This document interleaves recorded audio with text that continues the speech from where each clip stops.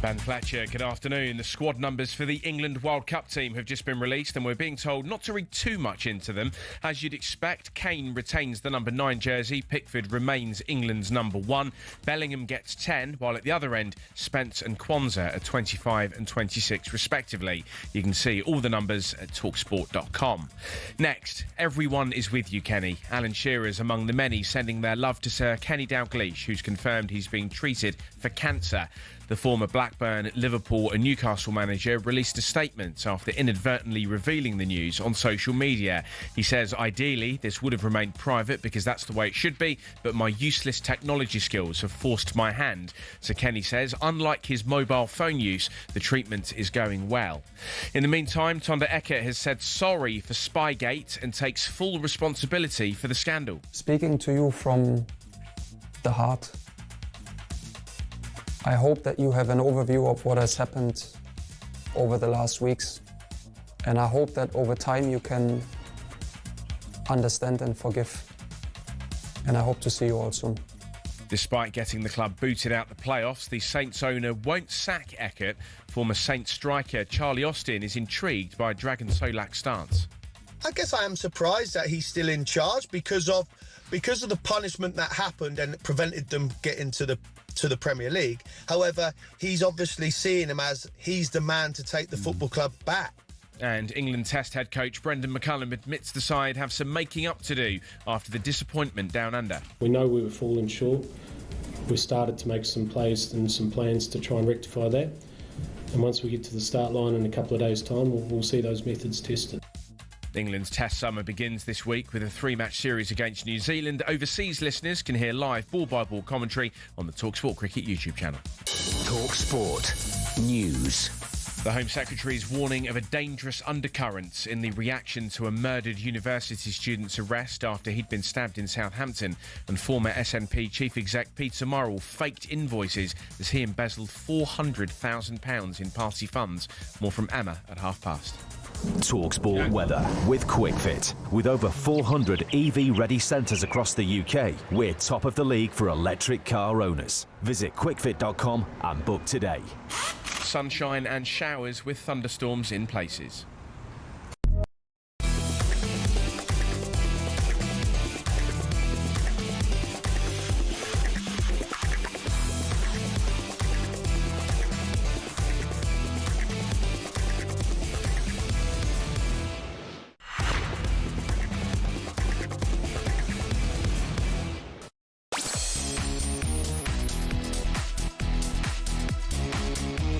Hello, good afternoon, happy Tuesday everyone, welcome to Drive on talkSPORT. It's me, Andy Goldstein, beat and paddle it, didn't even get out of the group today. I let Darren Bent down, he's alongside me.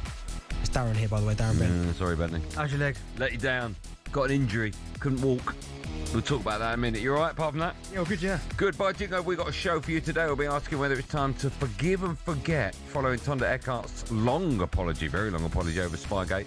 And off the back of that, we'll be asking whether you'd take him at your club if Southampton were to let him go. I don't think they will. How about this? We're going to be joined in the studio by an absolute superstar, former Valencia, Barcelona, Spain, and of course Middlesbrough legend, Mendieta will be joining me in Bentley. How good's that? Faker Others, Ben Jacobs, they'll join us live from Miami and LA as talkSPORT touchdown in North America with the England squad, and we'll bring you more of Mikel Antonio's chat with talkSPORT's breakfast show this morning. On top of that, we'll talk Marcus Rashford, and Smudger Adam Smith, the voice of boxing, joins us in the studio to catch up on all things Queensberry rules. All that and more coming up. If you want to be a part of the show, you can. 03 717 223344. Stay tuned for Drive at 4, folks. Excuses are plenty from both Goldstein and Bent. Well, there won't be excuses, Dance. I think that's from the darts, that one. Good afternoon to you all. I'm sure lots of you are watching on YouTube. The first of many talkSPORT Paddle World Cup. Bent and I were representing Brazil. First match we won 6-0. Yeah. I can't remember who we played. Oh, Pennant and Saunders. And we smashed them 6-0. We both played well. You always play well. I played okay, right? You were happy with it? Yep.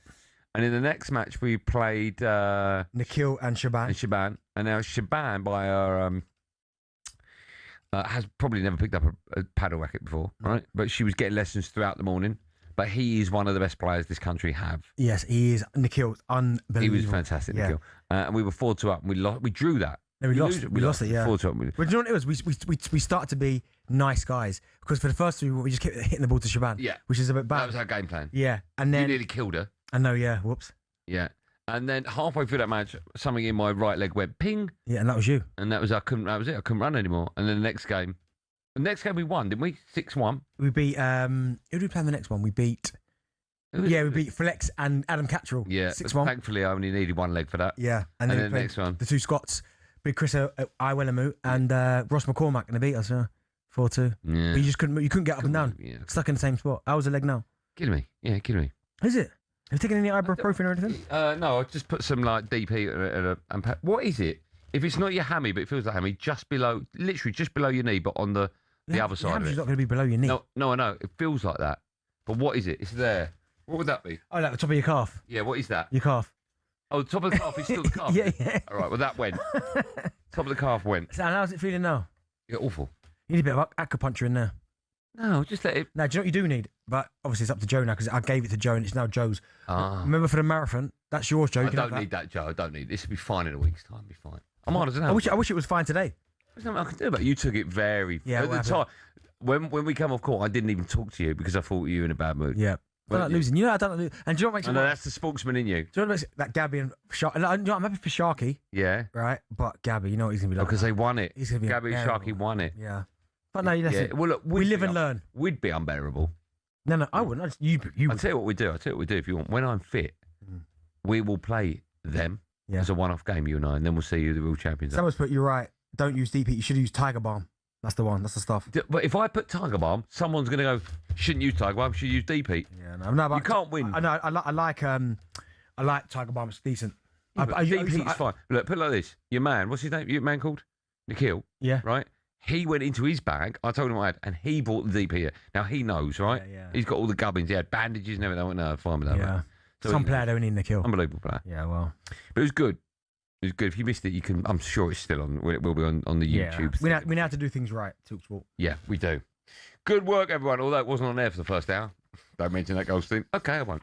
Right, we got lots coming up today. Mendieta in the studio. Incredible. Now, producer Joe just dropped it into our team meeting earlier on. He just, at 5 o'clock or 4:45.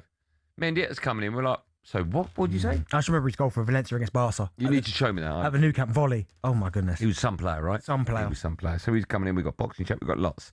But we're going to start with the big news, of course, involving Southampton. They are sticking by Eckhart over Spygate. So one of the questions we're asking, and you can phone up now if you want, 0371722 3344. Would you have him at your club? Next ball in. Oh! It's gone in! It's 2 on Southampton! A freakish goal that might send them to Wembley! Southampton expelled from the playoff final, given a 4-point deduction for the start of next season. Sporting director Sports has got to look at his future, and I would be amazed if Eckhart survives another fortnight there. Rules have been broken, there must be a consequence. I want to close this chapter and look ahead.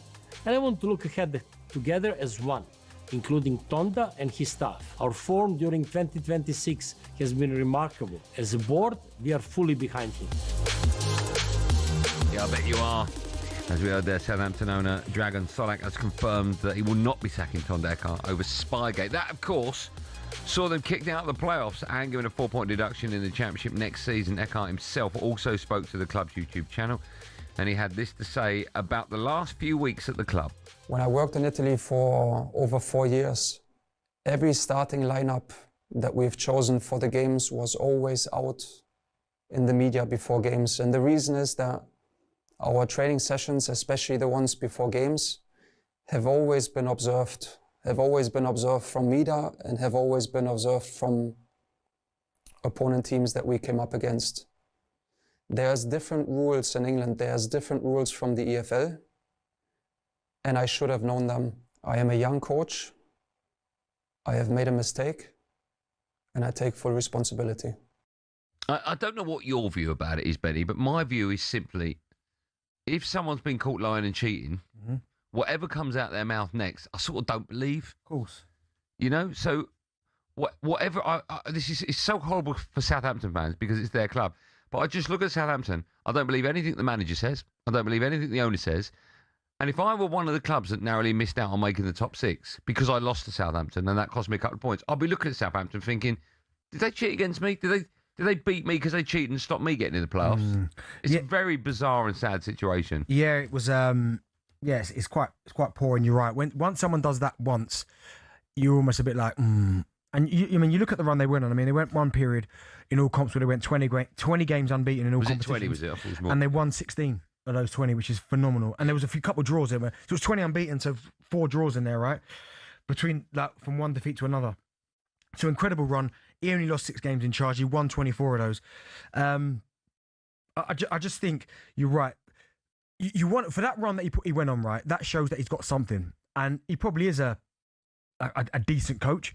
And when you go on runs like that, it does make everyone go, "Oh my goodness, this is incredible." But unfortunately now, because of this whole kind of Spygate, it feels a little bit tarnished. Now, it's tarnished. Now, and a lot of rival fans would understand this situation because, like, all the great that Man City have done, right, winning all these league titles and that, there are supporters out there and people that are a little bit like, yeah, but these 115 charges, like, it's a bit. So you almost can't give them your 100% full credit because you're like, well, hold on, what about the charges that again? Do you know what I mean? So with this situation and the job that he's done at Southampton, he has done a phenomenal job getting them into the playoffs. We know what happened there by obviously cheating with the spying. But part of you is a little bit like, for the run he went on, he made them believe, he gave them an opportunity, he got them to the playoffs. But almost a little bit of that is a little bit like, I don't want to give him 100% credit because now I know that part of that he might have been cheating. So it almost goes against all the great work. Well, it does go. It does. You mentioned his record there. Was it 20 unbeaten? Yeah, he went 20 unbeaten. Well, 16 wins. I look at that and go, well, how much of that did he cheat? Yeah. Now, listen, it might have only been a couple of times, right, that it happened.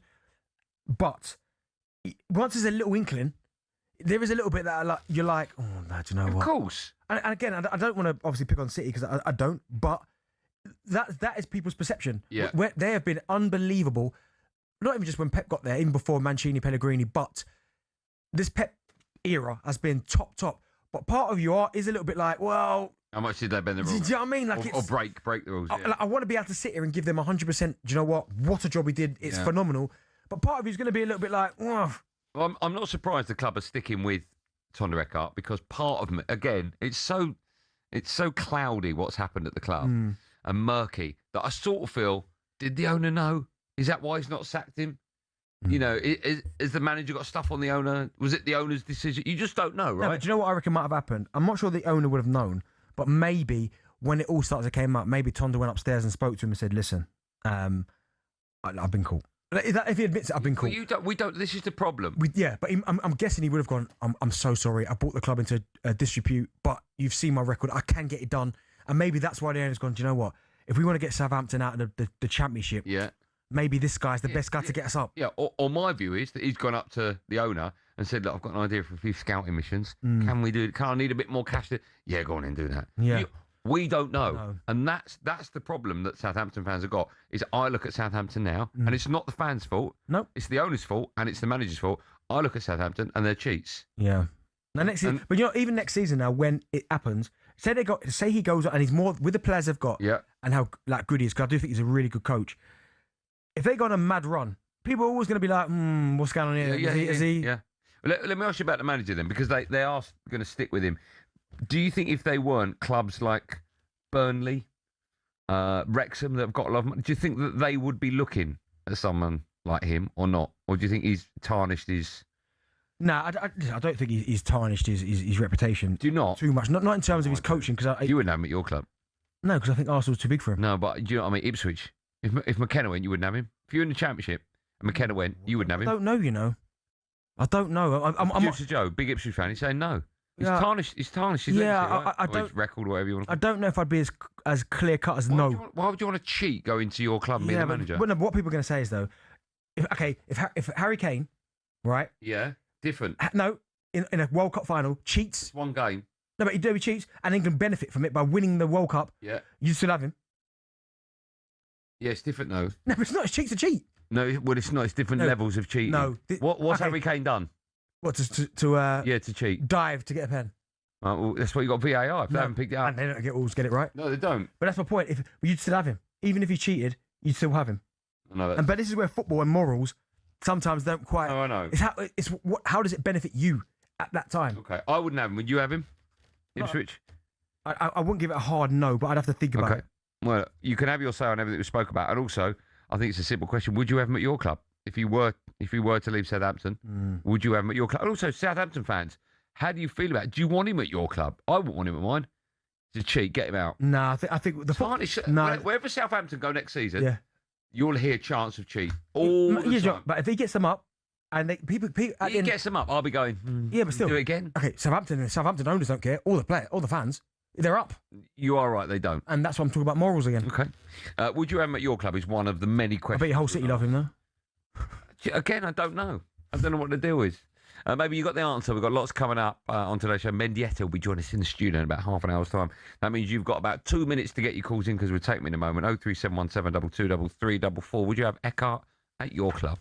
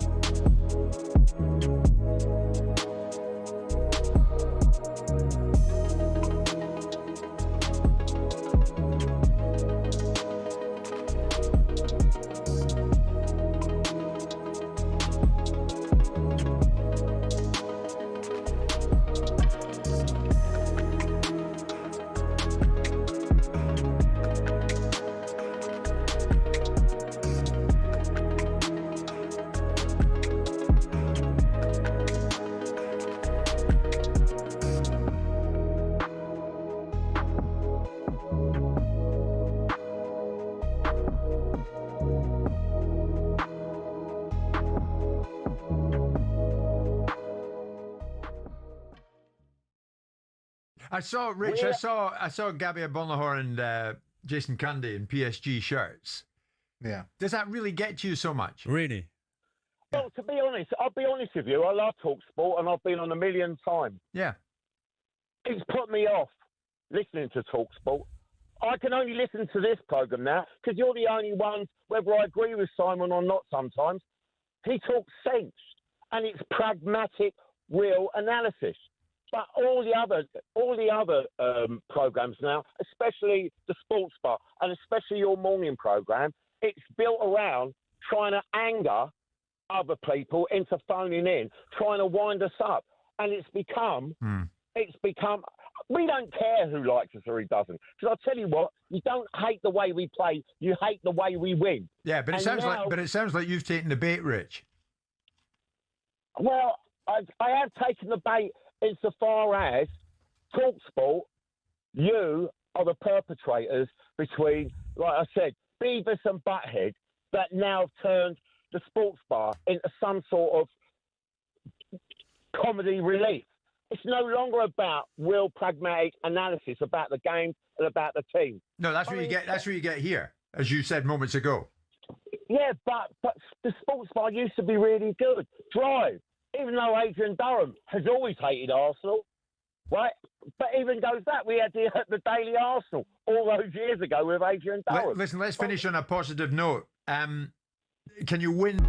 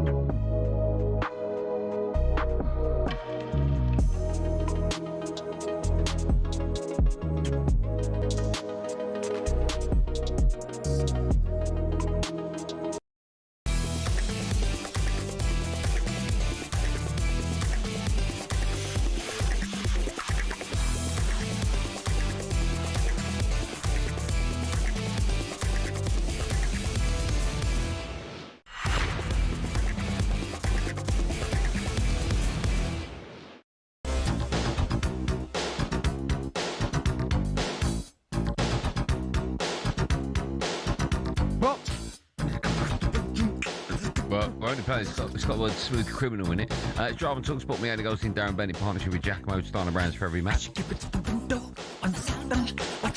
Oh, what a guy. Still to come and be joined in the studio by former Barca Middlesbrough and Spanish midfielder. You got to appreciate this tune. Gaz Comendieta. I just don't like Michael Jackson. No, but you appreciate the music, the quality. I can't appreciate it because of the stories connected. No. I can't. Anyway, hey, legend. Not for me. He's not a legend, not for me. Yeah, he can be, look. This video. He can be for you, that's fine. Yeah. For me. And everyone else on the planet. For me. Hey, this. There's so many gags that I want to even produce Joseph. Who's a bigger legend, him or Noel Gallagher? It's not even close. No, every day. Okay. I'll tell you why in the next break. Chelsea rejected multiple approaches for defender Josh Achampong. Watch this space. Right, we're taking your calls. Would you have Eckhart at your club? 0371 722 3344. Rob is a Borough fan. Hello, Rob. How you doing? I'm all right, fellas. How are you? Good, man. Thank you so much for calling. Are you all right? You having a good day? Yeah, mate. The real paddle champions, isn't it? Another day. It wasn't our day today. We got an injury to a key player. Yeah, that's it. Ben carried you. Yeah, it makes a change, doesn't it? Try to, yeah. I've been doing that for the last 3 years. Hey, do you know what I mean? 3 hours a day I've got to do that. Go on, what would you like to say, my friend? I don't believe he will be managing next season. Who? I think the FA are going to... Eckert. I think the FA will... You don't think he'll manage Southampton next season? No, I think he won't be managing any club in England next season. Why? Well, I think they're going to issue him with a ban, aren't they? Oh, I don't know. That's nothing like that has been confirmed, right? No, he's under investigation, though, isn't he? They've opened an investigation. Yeah. There's no way that he wasn't doing this for every game, by the way. Well, we don't know that. But they couldn't prove it, but... Yeah. No, I hear what you're saying. I feel sorry for the Southampton fans, to be fair. Obviously, none of this was their fault, but the fact the club has then stuck by him just shows that whoever is running that club is totally devoid of any accountability, to be honest. Yeah. I wonder it's cheating, isn't it? I wonder if there's any world, though, where he didn't know what was going on. Who? The owner. I doubt it. No, by the way, these are just opinions. Yeah, so he might know now, but at the time, I wonder. I don't think they would have gone, listen, I'm thinking about doing this, and him go, yeah. Listen, he might have done. If you're sending part of your staff on scouting missions, I'd imagine you've got to cover their costs. So it's got to go through the books. Yeah, but football clubs, there's so many, like, it wouldn't just be go to the owner. There's so many little people in between. Okay. Well, you say that. If you were the owner of a club and you got into the playoffs and then you found out you did it because your manager was cheating, would you stand by him if you had nothing to do with it? Well, I'm thinking about the 150 million that I get if we go up next season. Oh, okay. That's the problem. Money is the root of all evil, right? Very good point. Well, not all evil. No, but that's what they say, right? I mean, some money's nice, isn't it? You got plenty of it, so let me know. Yeah, of course. Yeah. Too much, if anything. Vinny's up next. Hello, Vinny. How you doing? You all right? Yeah, you sound very chirpy for a Tuesday. How are you? Well, I'm a Wolves fan and the season's finished, so I've got nothing bad to look forward to. Okay, good. So, look, just with regards to this situation with Eckhart, I've got no dog in the fight. You know, I'm a Wolves fan, so I'm neutral. Yep. I don't know whether you, Andy, are doing it for fishing to get people to phone in, but I find your sort of stance on this really harsh. Go on. And like Henry, would you have had Henry after he'd handled the ball that ended up knocking Ireland out of the World Cup? Well, it's different because that's one moment in one game. This is a manager which potentially has done the whole season. Not whole season, ain't been there all season. Okay. For so his season. You don't think any club should touch Bielsa? Well, I don't quite get it. I'm asking the question. Who's your club? Wolves, right? If Wolves. Okay. Well, I want Rob Edwards to be really successful. Right. However, if you hold on. If you went this season, you're in the championship, right? If you get into the top six and then you get through to the final and then you find out that your club's done exactly the same, do you think would you want him to stay? Yes, because he's a good coach. Well, how do you know? Punished. Do you really think he has that much influence on the games? Well, you know the 4 games that they admitted to?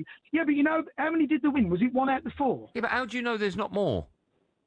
Okay, there may be more. How do you know Man United haven't done this in the past? I don't, but currently Man United are innocent. Yeah, they are. I agree. And these have been found guilty on 4 charges. So we can only talk about that. You can't talk. Hold on.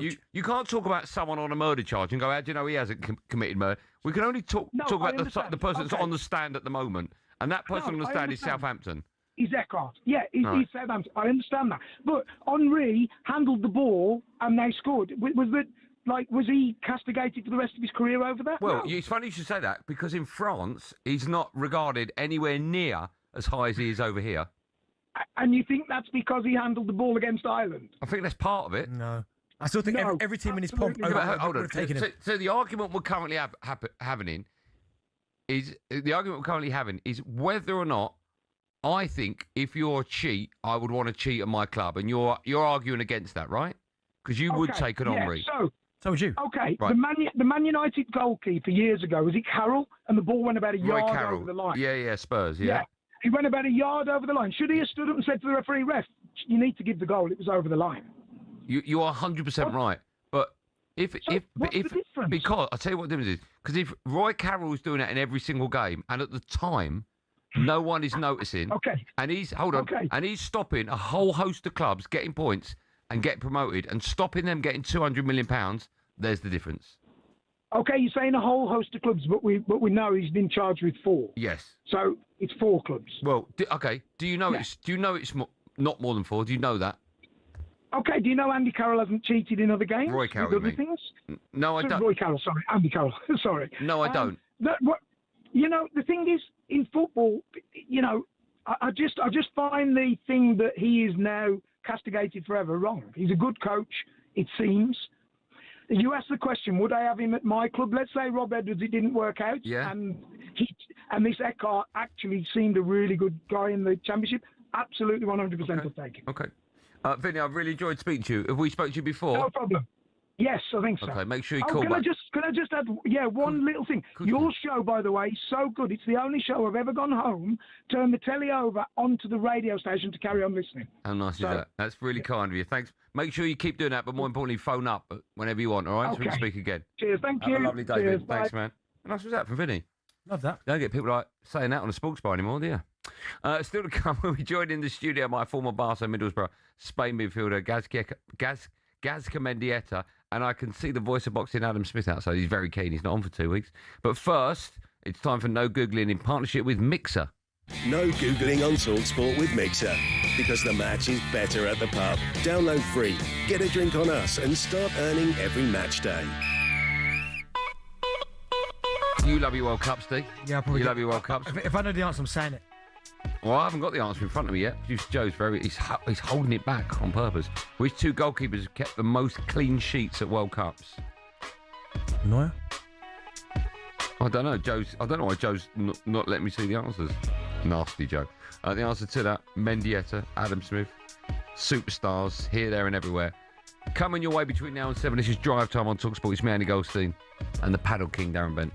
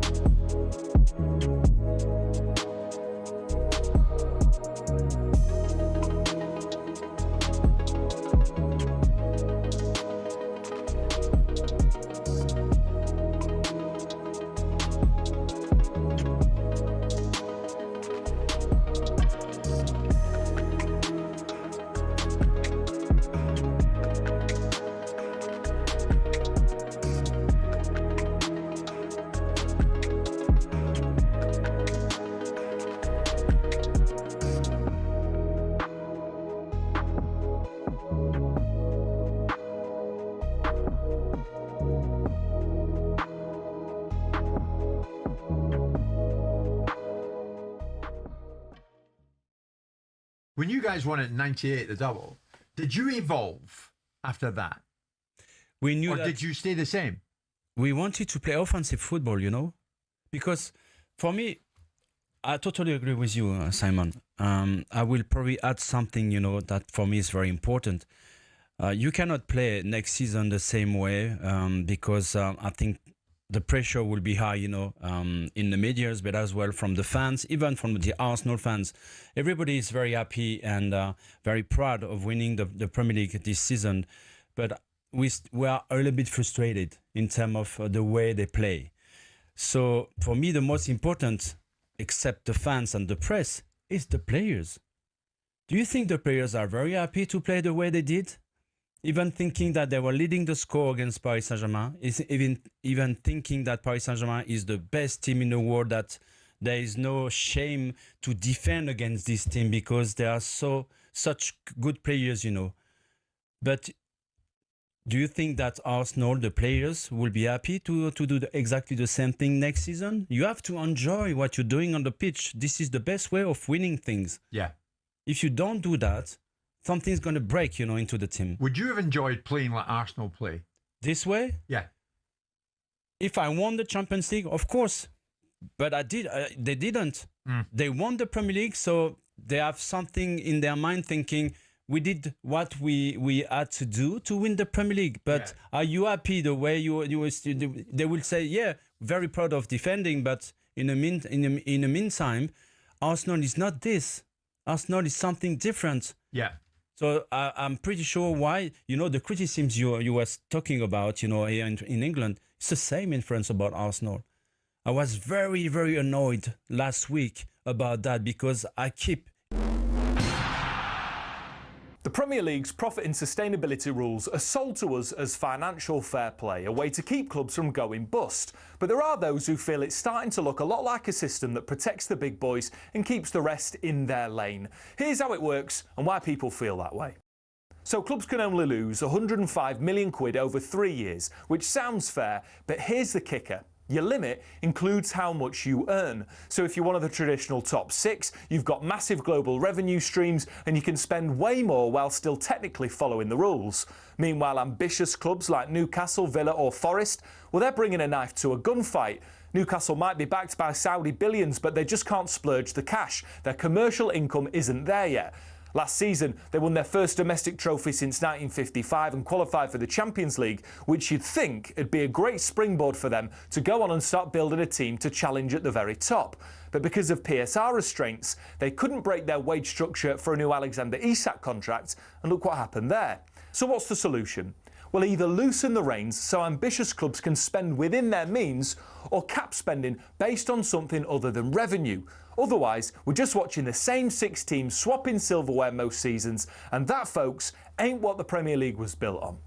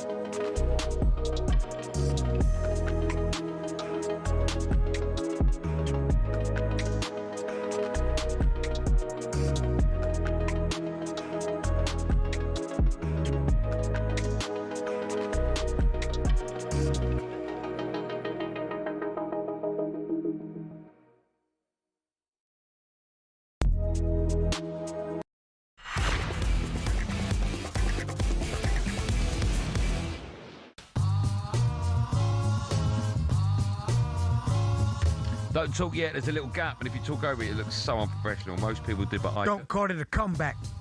I've been here for years. Before the break, ask the question, which 2 goalkeepers have kept the most clean sheets at World Cups? Neuer. It will annoy you, yeah, because you won't have a clue. Buffon. No. One's English. Yashin. He's not English. Russian. Oh no, he said English. You said English. One's English. Oh, Look at my face. Peter Shilton. Here's one, yeah. The other one played for Man United. Barthez. Yes. Yeah. How many clean sheets each? 7. Nope. 4. Nope. 6. We're not moving on till you get it. Nope. 5. Nope. 9. Nope. 12. No. Can't move on till you get it. 11. Nope. Am I close? Yeah, very close with 11. 10. No. Yes. That was all thanks to Mixer 18 plus only. Please drink responsibly. Find out more at mixer.co.uk. No Googling on talkSPORT with Mixer, because the match is better at the pub. Download free, get a drink on us, and start earning every match day. Right, still to come. In a moment, we'll say hello to the voice of boxing, Adam Smith. A bit of breaking news first. Fulham have confirmed that head coach Marco Silva is going to leave the club this summer after 5 years at the club. Bentley, is that a big blow for Fulham? Could they be in trouble next season, do you think? It depends who it comes in, but I do look at Fulham and just think sometimes they're just hovering. Like, I think Marco Silva got frustrated that there was no real backing. He couldn't really go again, and almost the season just kind of just petered out. They had a chance of getting in Europe at one point. And yeah, it was a very, very... I think maybe both parties fully need to go one direction and Marcus Silva, but he's done a great job. Yeah. Do you think they could go down next season? Depends what they keep. I mean, Harry Wilson, they've got good players in the squad, but they do need more investment. I'd be stunned if Harry Wilson stays. His contract's ended, right? Yeah. But again, it depends on the move, right? Sometimes it's not always greener. True. We'll get more on that story shortly with talkSPORT's Ben Jacobs, because it's time now for this.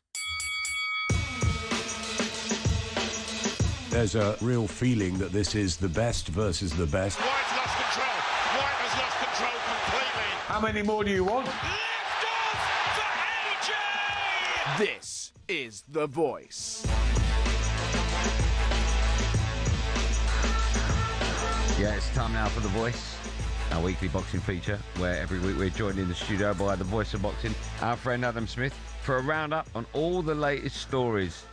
Now, before we talk boxing, how are you, Adams? You, personally? I've missed you, first and How foremost. are you, Smudger? I missed you guys. Missed you, man. I missed you. I watched you on the pool. Oh, yes? And I thought about you at the parade on Sunday. Smudger.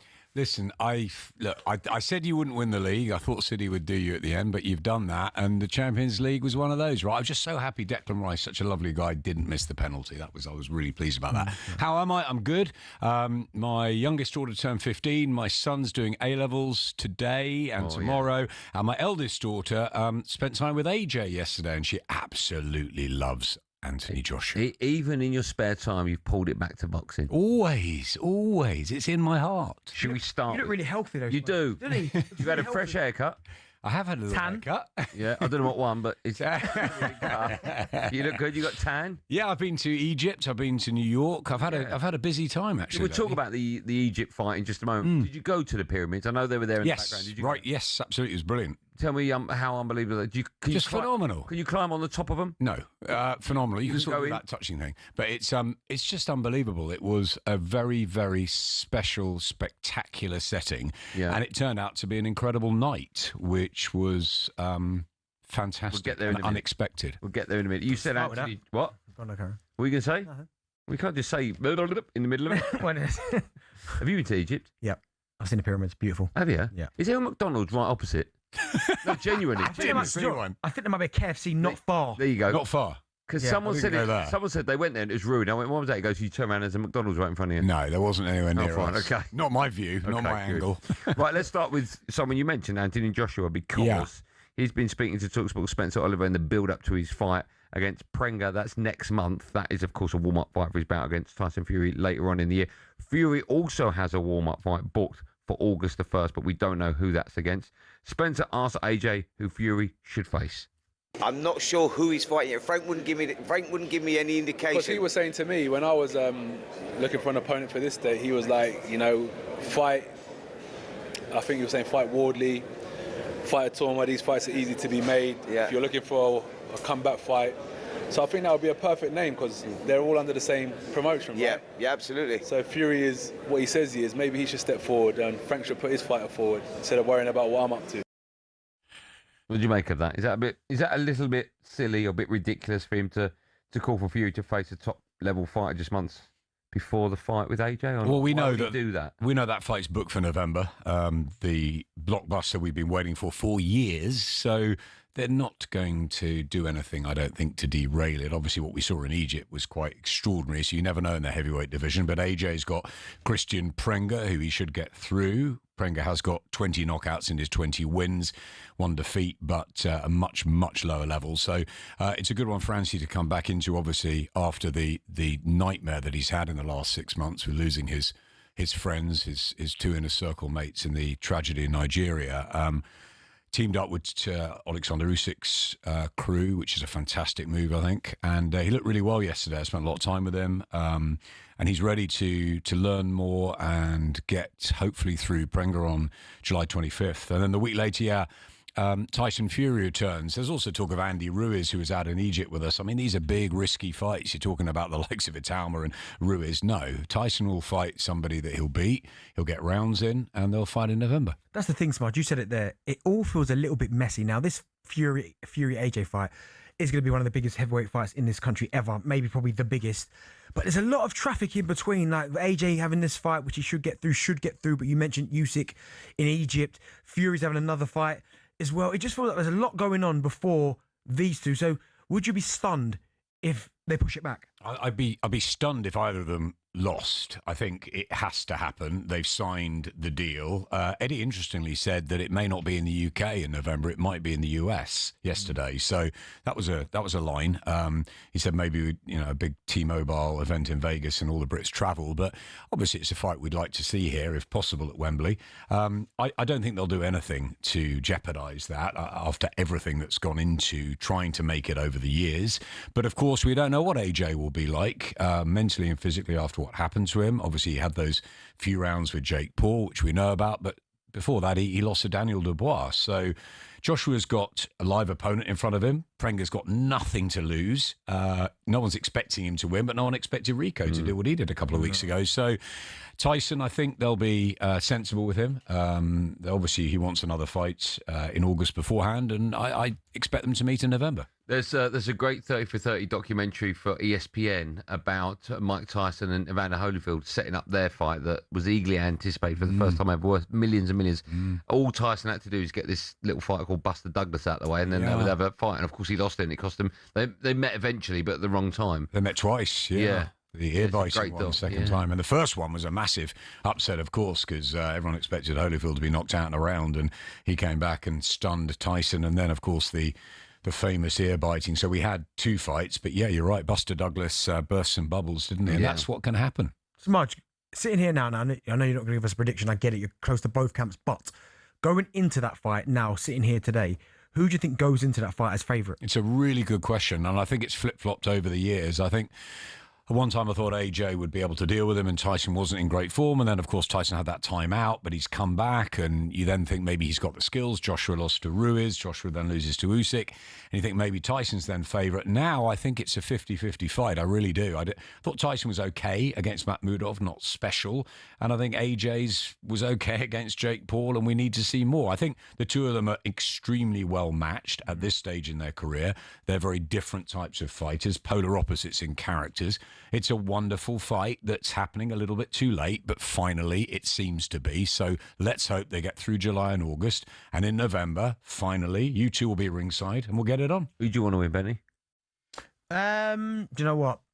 Boxing will be the winner. I'm doing a smudge. Boxing will be the winner. Talking about some of you. Yeah, boxing. Okay, I want AJ to win. Darren, go on. Okay, nice. Why are you doing that? Nah, because I'm very close to both fighters. So. How are you? About 3 foot when you're in the living room, yeah? He's close to me. He knows the answer. Yeah. What do you think, Andy? Come on, let's turn it on you. I just said I want AJ to win it. I think Fury will win. But who wins it? Fury. You think you want AJ? If you push me for an answer, I'll push you for one, my friend. Come on. I think Fury wins it. AJ wins it. I've seen you on the pool table. AJ wins it. I don't want to take you on. By hitting him really hard. Do you think knockout? Or do you think who wins it? That's a very good call. I can't. When we saw Usyk against Fury, right? He'd never knocked him down, did he? No, just knocked him across the ropes. Nearly knocked him out. Yeah, but AJ's been knocked down a few times now. Who wins it? I want AJ to win. I think Fury wins it. Fury's been down, of course, the Wilder fight. Do you know what? I've been watching the At Home with the Furies on Netflix. Right? Well, you got nothing else to do. No, but aren't the kids great? Right, but seeing a whole different side to Tyson, I'm a little bit like, I really like him. Like at home, he's a really nice guy. He's his dad. What about Paris? How lovely is Paris? Yeah, so I kind of like Fury. Who do you want to win, Smudge? I don't. I want boxing to be the winner. I agree. Who do you think will win? I really am not sure. If you had to put a pound on it, I'm really not sure. Why not? Because I think they're both extraordinarily well matched, and I think that it could go either way. How about that? We'll talk much more about it in the lead up to November. Let's get through Christian Prenga first, because AJ's got to get back in the ring, and then we wait to see who Tyson fights the week later. I want to talk to you about Usyk. We do that in part 2. Okay. Just to round off part 1, a quick word about Adam Azim. Made Love it 15 Adam from Azim. 15 at the Love weekend. Adam Azim, big fan. Really, really good fighter. Of course, so is Dalton Smith, who's the world champion in that division. They're on a collision course. That will be one of the biggest fights in British and world boxing, and I expect it to happen in 2027. Not quite yet. Adam was fantastic the other night, stopping Steve Claggett, punch perfect. Shane McGuigan adores him. I think he's a really, really good fighter. And even Eddie says he's a really good fighter, but Dalton's got a better record at the moment. And what Dalton did to go and win the world title abroad, of course, he is the bona fide world champion, but Adam Azim is a big threat. It's a great fight. Okay. We'll talk Usyk in a moment. A reminder, a massive run of DAZN Saturday night fights are coming. It all kicks off this weekend, actually, in Sheffield, as Padley defends European gold against Fiaz in Sheffield. Then, the 13th of June, live from Manchester, you can watch Beauty v. The Beast, where Eddie Hall faces Tommy Fury in a heavyweight showdown, featuring a remarkable 100-pound weight difference. That's mad. That comes after pound-for-pound star Jesse Bam Rodriguez returns on the same day, aiming to make history by becoming a 3-weight champion of the world. Join DAZN Ultimate and watch Padley and 12 plus pay-per-views a year, including Fury v. Hall, next weekend at no extra cost. Boxing update on talkSPORT with DAZN, the global home of boxing. Sign up now at dazn.com/boxing.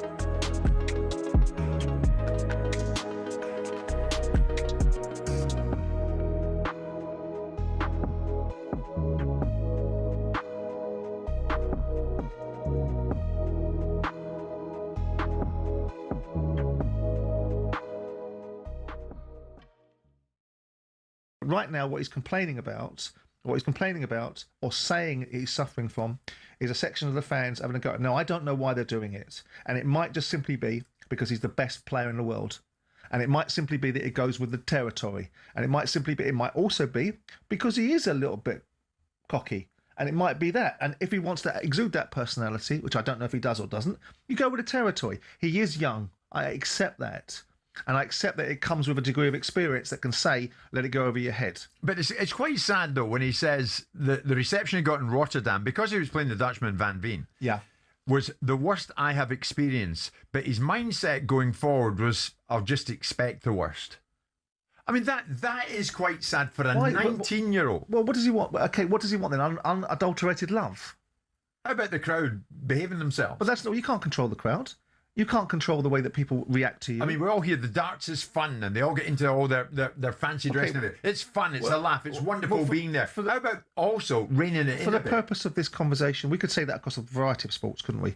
For the purpose of this conversation, is there any reason, in your mind's eye, whilst you're advancing the case of great sympathy for him, is there any reason why the crowd have gone against him? Well, because of his altercation that he's had with Van Veen. Okay. And he's in Van Veen's territory, Rotterdam. So he's a big boy that can take the mickey out of these opponents by giving it they're crybabies. It might well be about his appearance as well. Well, and you're having a laugh. Right, so I'm the poster boy for that then, am I? But the fact of the matter is I'm just telling the truth. I would like to see a young man in his pomp being fit and healthy. And if that's a crime, then I'm guilty of a crime. If people want to turn around and say, that's awful fat shaming, I think people should look after themselves. I should look after myself better. I think people should be encouraged to look after themselves. And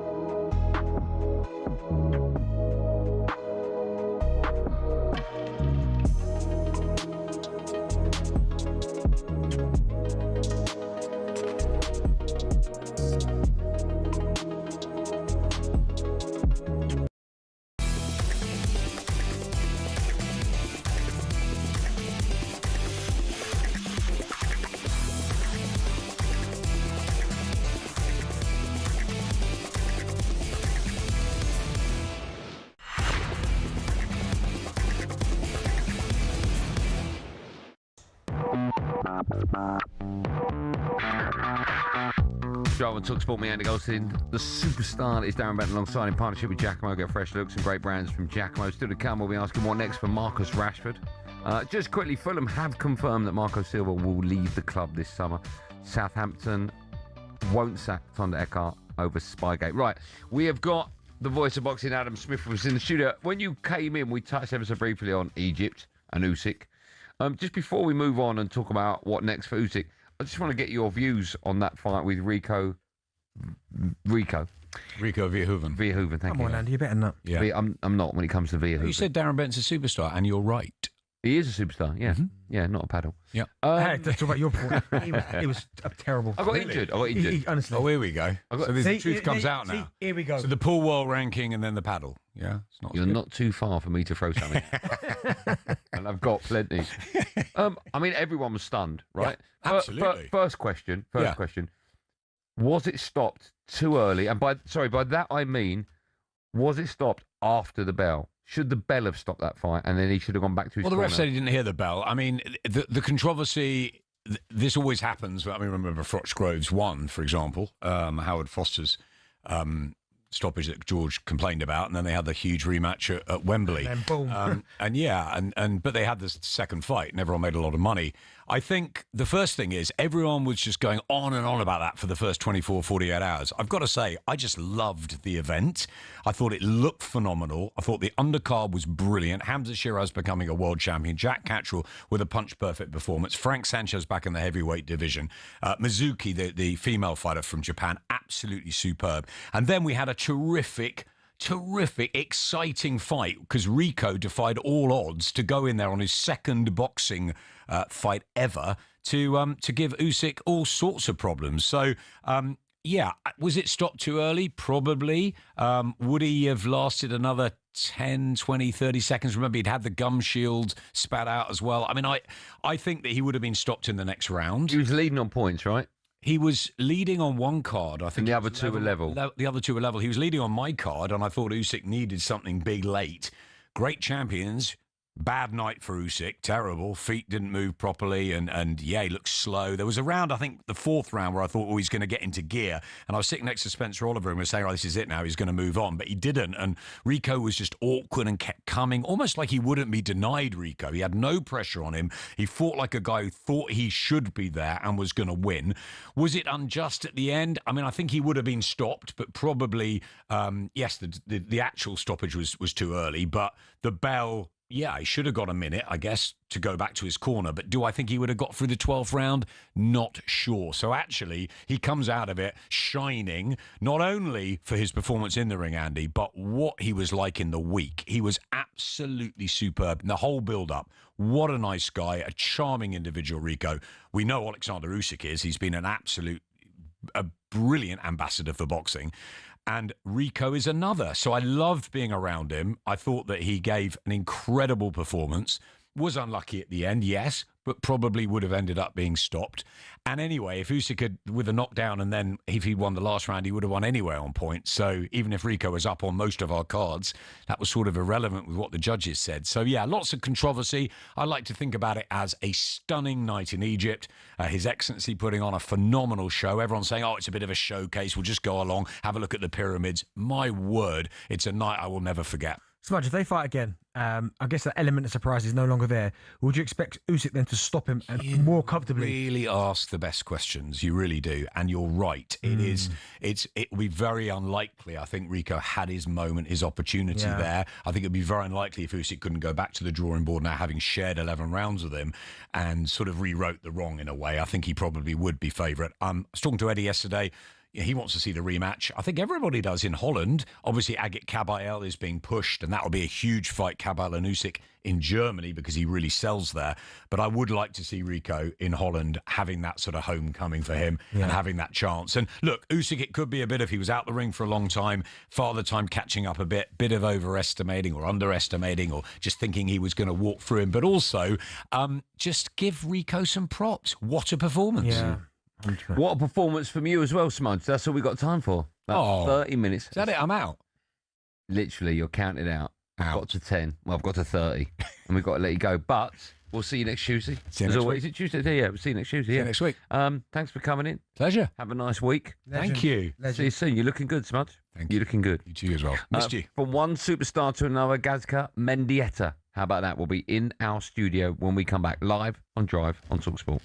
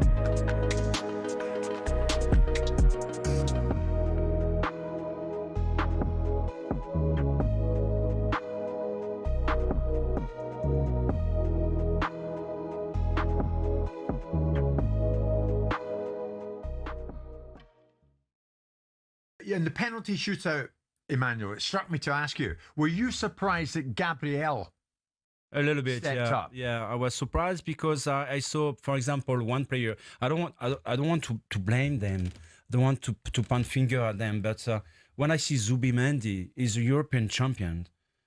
He's got character and personality, and the guy just came into the game. He's fresh, mentally and physically. You know what it means to take a penalty at the end of the season like that. It's so hot, So many players were having cramp, during the game. So it was an exhausting season for both teams.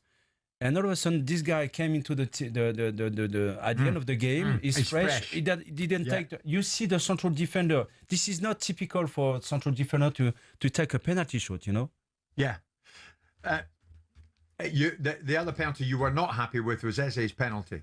I know we don't want to hammer the guy, but football is already difficult, so make it simple. I don't understand why all those guys, is it fashionable? I have no idea. But, I'm very annoyed every time I see someone trying to make a stick, before kicking the ball. He stopped the run and then all of a sudden do something. Why don't you do a push-up before you take your change? I mean, just go until the limit. But, he stopped twice, his run before he kicked the ball. Tyson Fury, Floyd Mayweather, Canelo Alvarez. Just hearing these names makes you think money and the hundreds of millions of dollars, pounds or Saudi riyals in boxing. But that's at the top. At the bottom, it isn't quite the same. Even for those on the rise, there's not an awful lot of cash in the boxing world. And if you're just starting out, it can be a very costly exercise indeed. But don't take my word for it. Here's the former European champion, talkSPORT's Spencer Oliver. You're turning professional and you're boxing, let's say, York Hall on a non-televised fight. You have to sell tickets to earn any money, but you have to cover the wages of your opponent as well. So if you don't have the ability to be able to sell enough tickets, you effectively have to pay to fight. A far cry then from Jake Paul facing Mike Tyson in 2024, when the purse was reported to be around £48 million. But the vast amounts of cash lining the top dog's pockets isn't the norm in a typical fight. Let's say you're lucky and you get between 5 and 10 grand. You're going to get 10 grand max for that. 10% goes to the trainer, 25% goes to the manager. Then we've got the tax man to pay as well. So we're cutting that money in at least half. So now you've got 5 grand for a 10-week camp. So you're talking about a guy here earning, he might be clearing 500 quid a week. How do you support a family on that? So boxers chase the dream. And, there's probably 2% of them that actually make it. So say you do make it and you start to rise up the ranks. Strikers Boxing, a training academy, says the mid-tier fighters can earn more, somewhere between £10,000 and £50,000 a fight, depending on record, profile, opponent and popularity of weight class. It's only at the top level does the real cash start flowing in, with the top-tier professionals, i.e. those going for titles, earning 6 figures a fight. Something else you'll have heard of is the terms prize fighter or journeyman. A prize fighter is, as it sounds, someone who picks up fights where they can and gets a nice big check if they win. Journeymen are the fighters who take on up-and-comers, effectively used for experience in the ring. Even if they're going up against the real prospects, a young Anthony Joshua, for example, these guys will be lucky to earn more than 10 grand. So the average boxer isn't as rich as you'd think.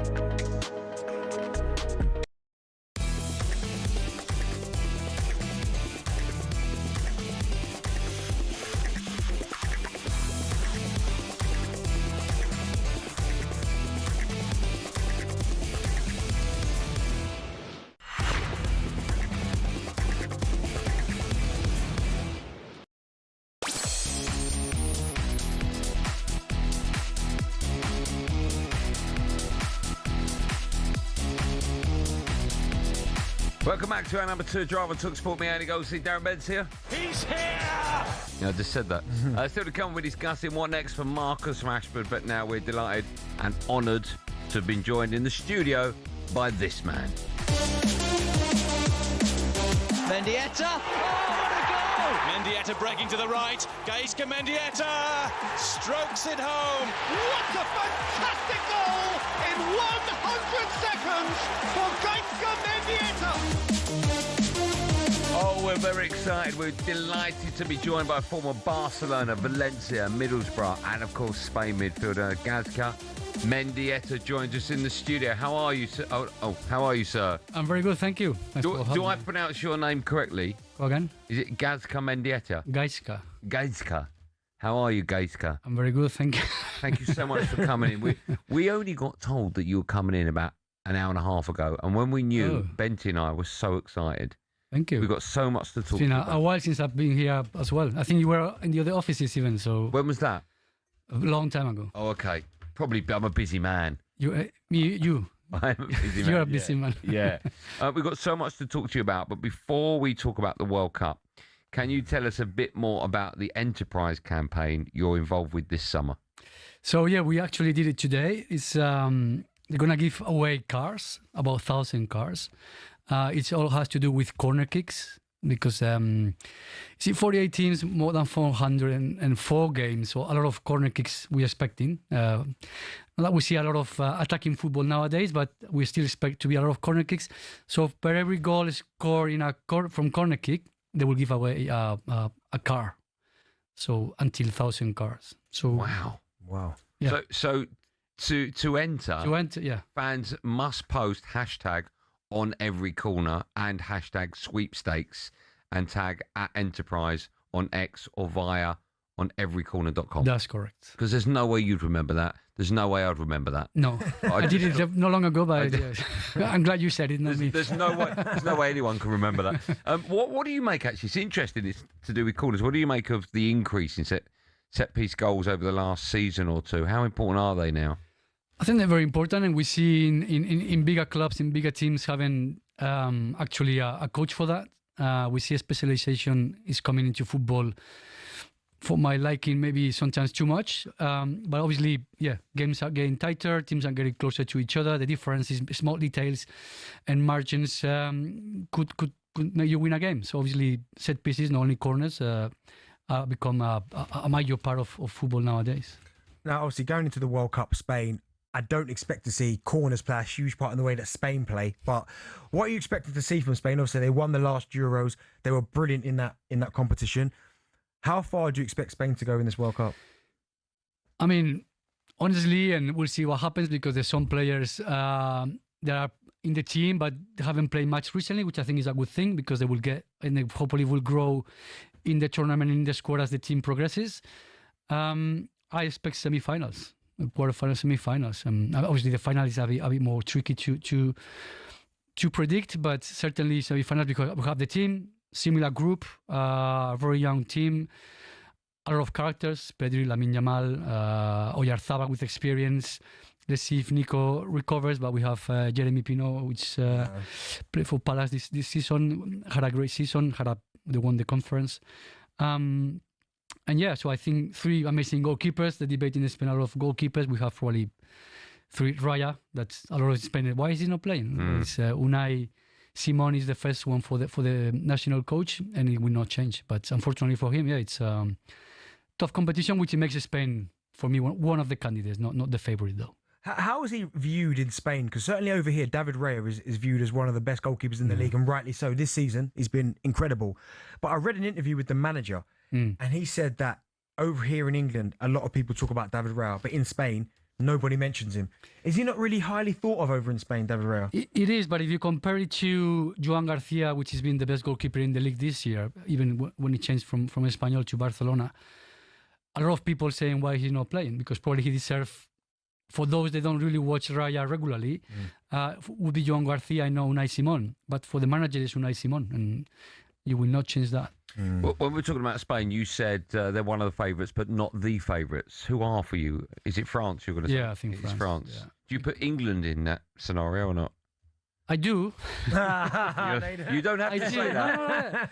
No. I say I do with a small mouth. Look at me when you say it. Yeah, I say okay. it. But I think they're capable of the best and the worst, in the sense of question mark is, I mean, you look at the squad player by player and it's incredible team.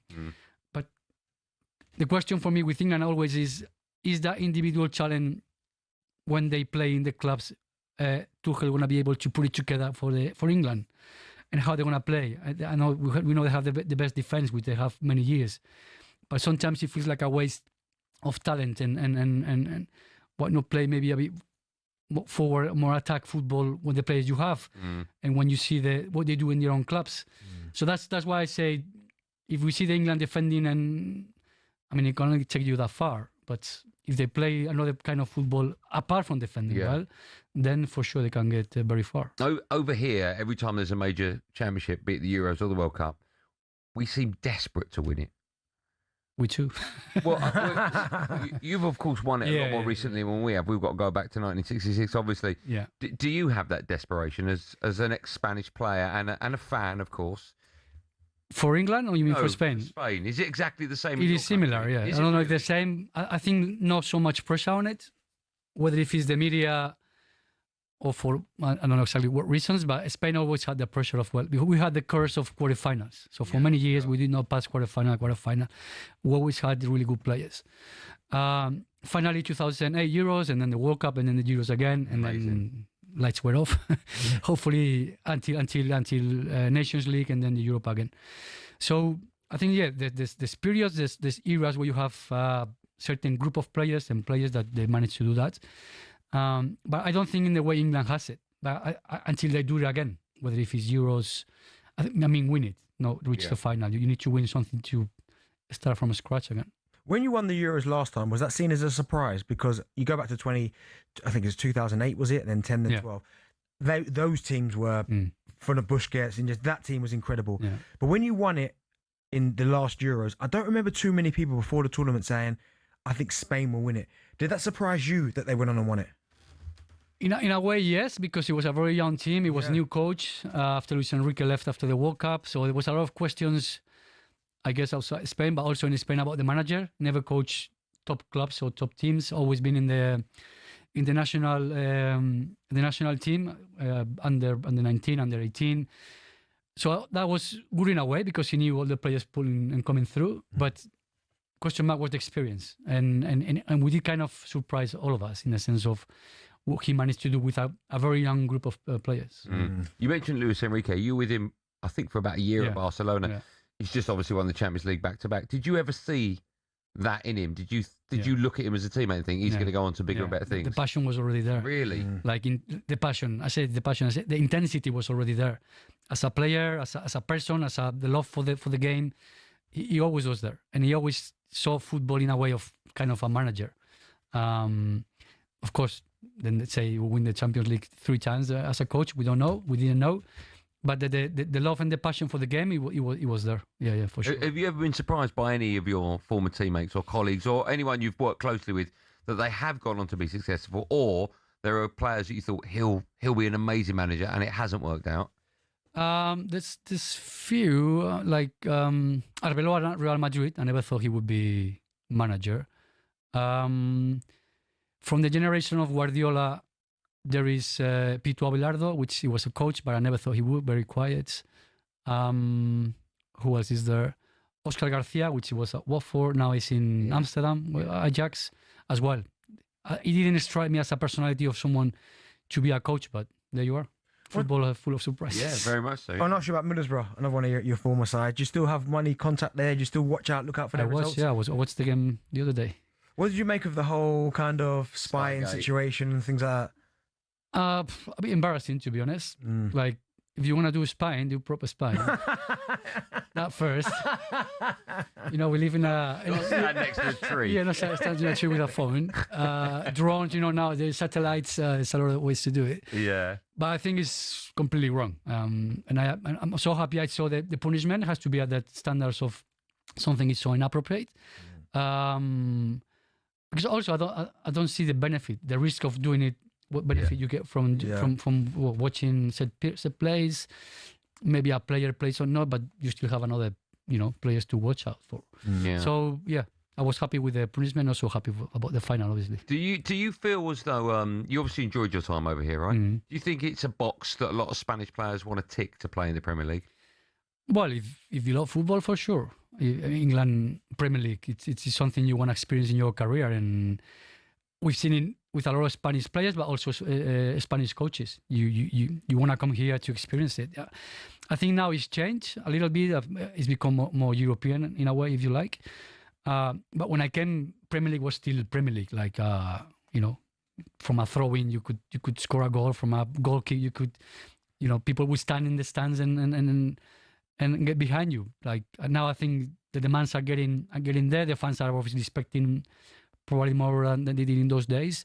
But I think, Premier League, it was great to be part of it. What are the big differences for you coming from, obviously, you played in Syria, you played in La Liga, and then you came to the Premier League. What are the differences in terms of the games, the way the games are played? In those days, again, now the gaps are closer. So tactically, discipline, we were better than that. England was still quite rough in the sense, which was good for football. That's why from any action, any long ball, you could create a chance. The tactical part of it, the individual kind of technique in a way as well. From what teammates told me at the time, the ability for us to receive balls in tight areas and keep calm. Like, I think that's something in England you didn't see many balls played in between the lines in the holes. It was more like long balls or trying to get second balls. Again, that's changed now, but in those days, it was so much fun to play. Yeah. And when you look at today's game, now, someone who's obviously come over from La Liga. He as well played in Syria, but not so long. Yeah. Pep Guardiola. Now, do you think the way the game is played in this country now, he's responsible for a lot of that? I think so. He did it in Spain, the way Barca used to play with the Messi, Busquets, etc., which was about having to, or about something to want to replicate because you don't have the Xavis, Iniestas, Busquets. Is very difficult. He did the same in Germany. The way Bayern play and most players went to the national team, and obviously, I think as part of the nature, they tried to replicate that. And I think it was the same in England. And again, sometimes you cannot copy those things because you don't need the players to do that. But he did benefit in a way national team and the league in the way the show was played. Just finally, I'm curious, are you a fan of all things VAR and all the rules are changing? We've just seen a load more rules coming in for the World Cup. Do you like all that? VAR, I like it, but you like VAR? I don't think it's implemented in the way it should. Yeah. It takes a lot of time, and I'm not sure how those lines sometimes are, but it looks a bit weird. Yeah, comes out of and but I like the technology, obviously bringing it into the game. That's why to make it or try to make it fairer. And the new rules, maybe sometimes we need to look back instead of forward. Football's not broken, right? But they constantly I think sometimes it seems like they need to create something to justify they doing something. Sometimes it's a good thing not to do anything. Yeah. Okay. Thank you so much for coming in. When I said earlier on that we knew you were coming in, Bentley showed me about 40 times your goal against Barcelona. Oh my goodness! From outside the area. Is that one of your best goals you've ever scored? It is, yes. It is luckily not the only one. A few more. I mean, in my memories, I have other ones, but unbelievable goal from outside. Speaking of corners, it's one of those. Do you know, as soon as that leaves your boot, you know it's in the corner? No.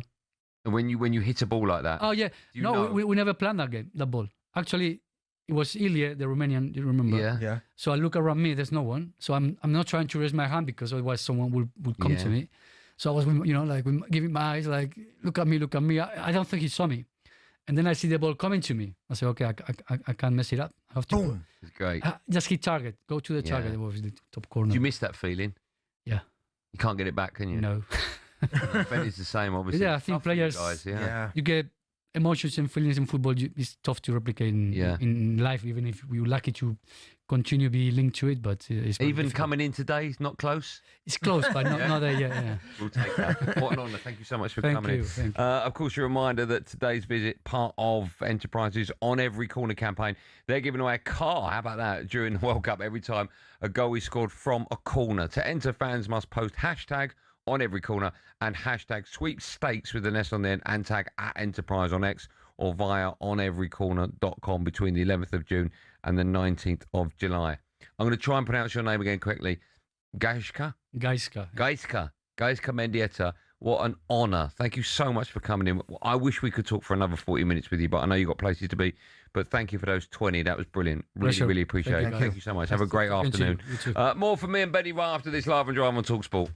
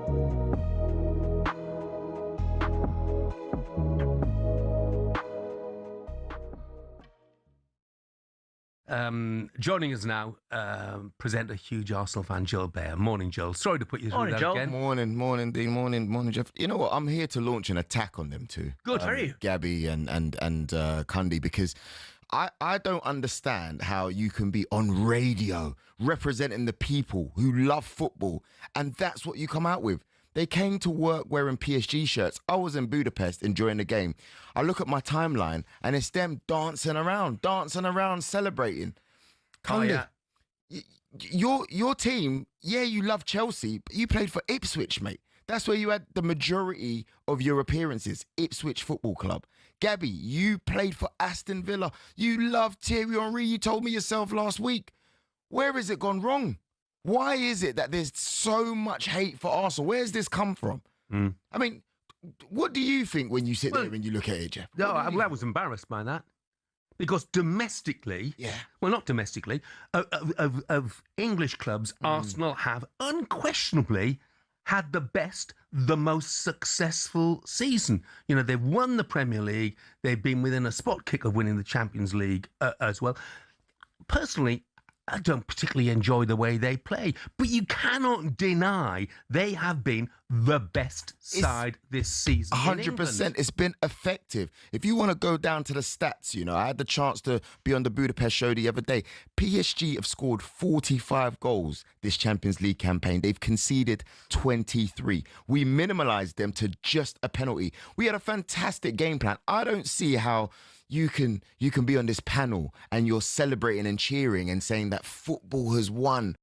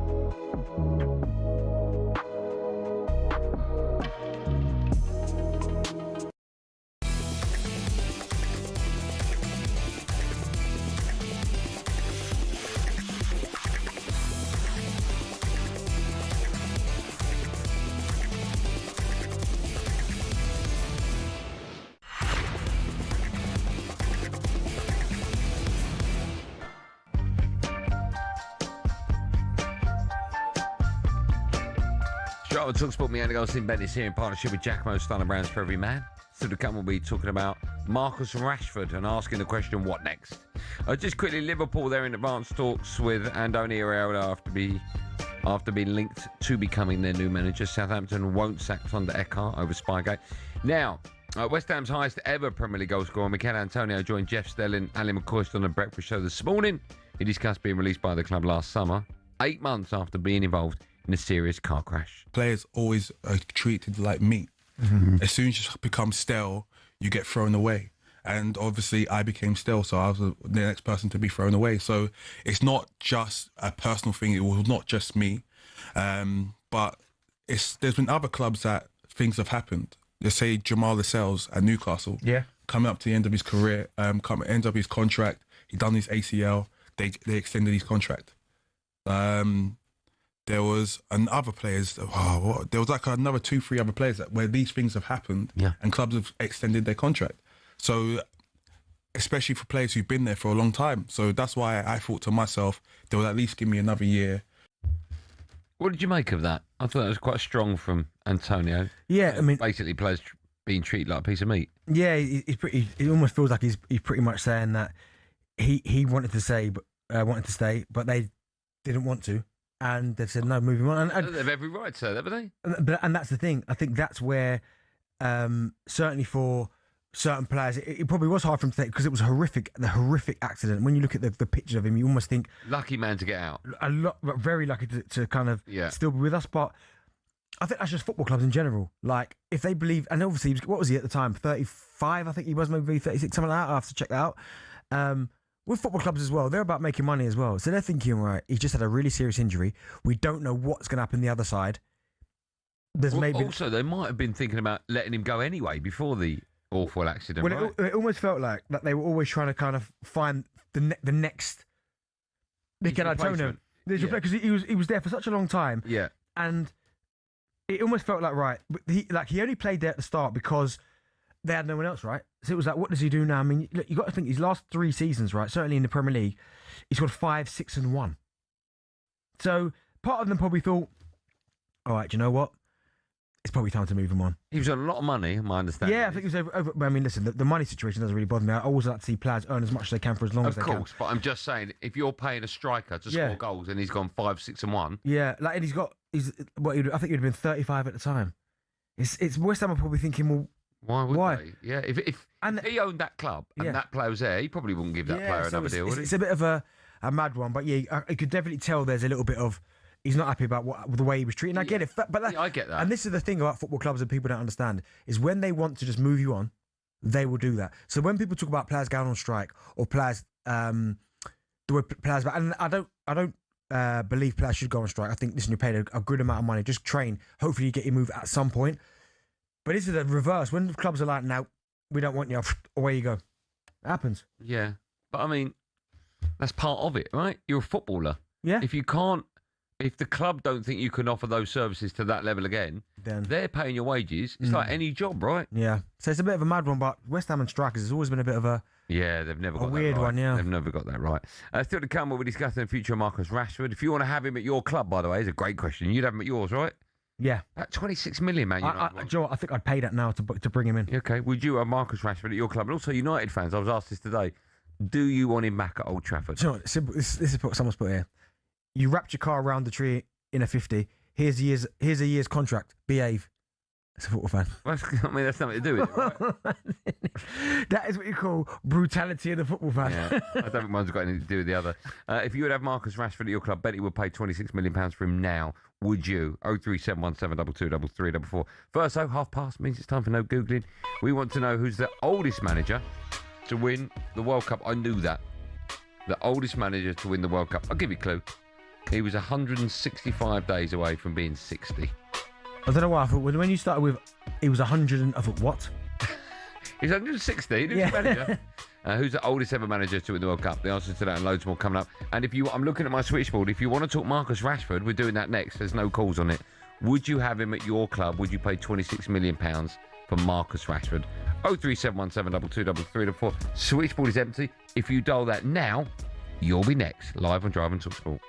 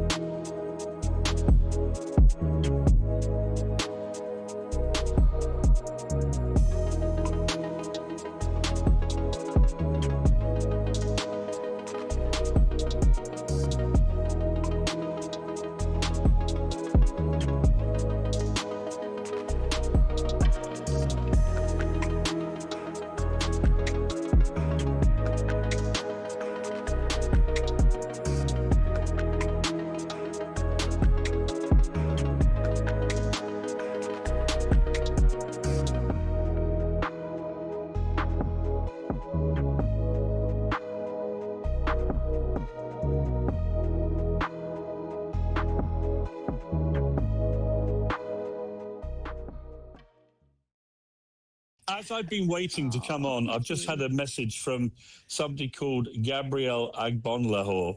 I'm not quite sure who he is, but his message was replying to me writing a diary in the Spectator magazine this week, which is headline, "No one likes Arsenal, we don't care." And he's just said, "I pray for a PSG win." Think about that sentence. That is a talkSPORT presenter on his knees praying to God that Arsenal an English team, do not win the Champions League. That is how pathetic the Arsenal haters have got. It is pathetic. I want to ask you about that, Pierre, and I'm deadly serious, right? I'm deadly serious, right? I remember West Ham getting that Conference League final. Just about the whole country was behind them. Certainly Palace last week. Everybody was behind them. Why? What is it with Arsenal? I just cannot understand how any fan base that has me, Keir Starmer, Jeremy Corbyn, the president of Rwanda. You've answered that. And I haven't finished yet. And the late Osama bin Laden. Why that fan base would be so detested, I have no idea. No, you know what it is? It's we live in a country I like this about our country, but it's tall poppy syndrome, right? When we were losing and choking, everybody loved Arsenal, right? For the last 22 years, there's nothing other football fans have enjoyed more or loved more or celebrated more than our repeated choking and failures. And now we've actually climbed the summit. Now we've become Premier League champions again. And frankly, now everyone's beginning to wake up to what I've been telling you guys for several years now, that we have the best squad in world football and could well go on. The German leading England. It all sounds a little bit odd, but as Thomas Tuchel tries to bring football home, here's how he ended up in one of the most scrutinised jobs in sport. Well, Tuchel started his footballing journey in the sleepy town of Krimbach. His leadership skills were obvious from an early age, with Tuchel even making subs during PE volleyball sessions. After a knee injury ended his playing career at the age of 25, Tuchel accepted his first coaching role in the Stuttgart youth setup in 2000. He led the club's under-19s to their league title 5 years later, but his perceived abrasive personality meant Stuttgart chose not to renew his contract. He went on to spend 5 years at the helm at Mainz before leaving the club for Dortmund. And there, Tuchel secured his first major trophy, the German Cup, in 2017.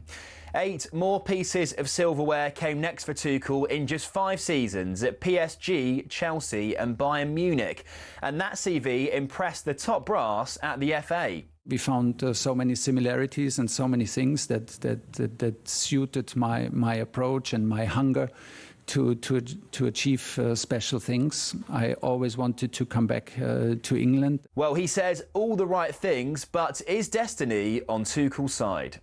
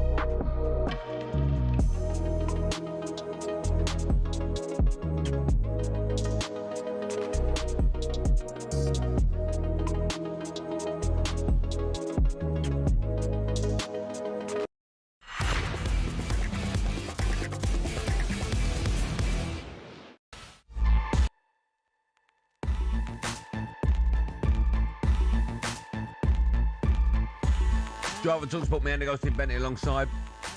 From tonight... There's Chris Nass on, eh? Still got loads in my mouth. Before I tell you about tonight, first the answer to the question, who's the oldest manager ever to win the World Cup? Del Bosque. Yeah, do you know that? No, it's wrong, isn't it? That's right. He's the first manager that came to my head. They might as well. It's weird, isn't it? Yeah, Del Bosque, yeah. 59. From tonight, Bent and I are going on a water fast diet for 3 days. We're doing it with our new best friend, Stephen Graham. He's doing it with us. Our last meal is tonight. Yep. What are you going to have for your last meal? Last supper? I don't know. I feel like it should be something big and something with... something bad for you. Oh, producer Joe saying no. Producer, why would I not have something to do for my last dinner before? Because then my body... Oh, he's going to explain later. Okay, well, what I was thinking was something with a lot of protein. Either a big pasta dish, or Joe saying yeah, or like lots of chicken, something like that. Nando's, Joe? Nando's might work. Wing roulette.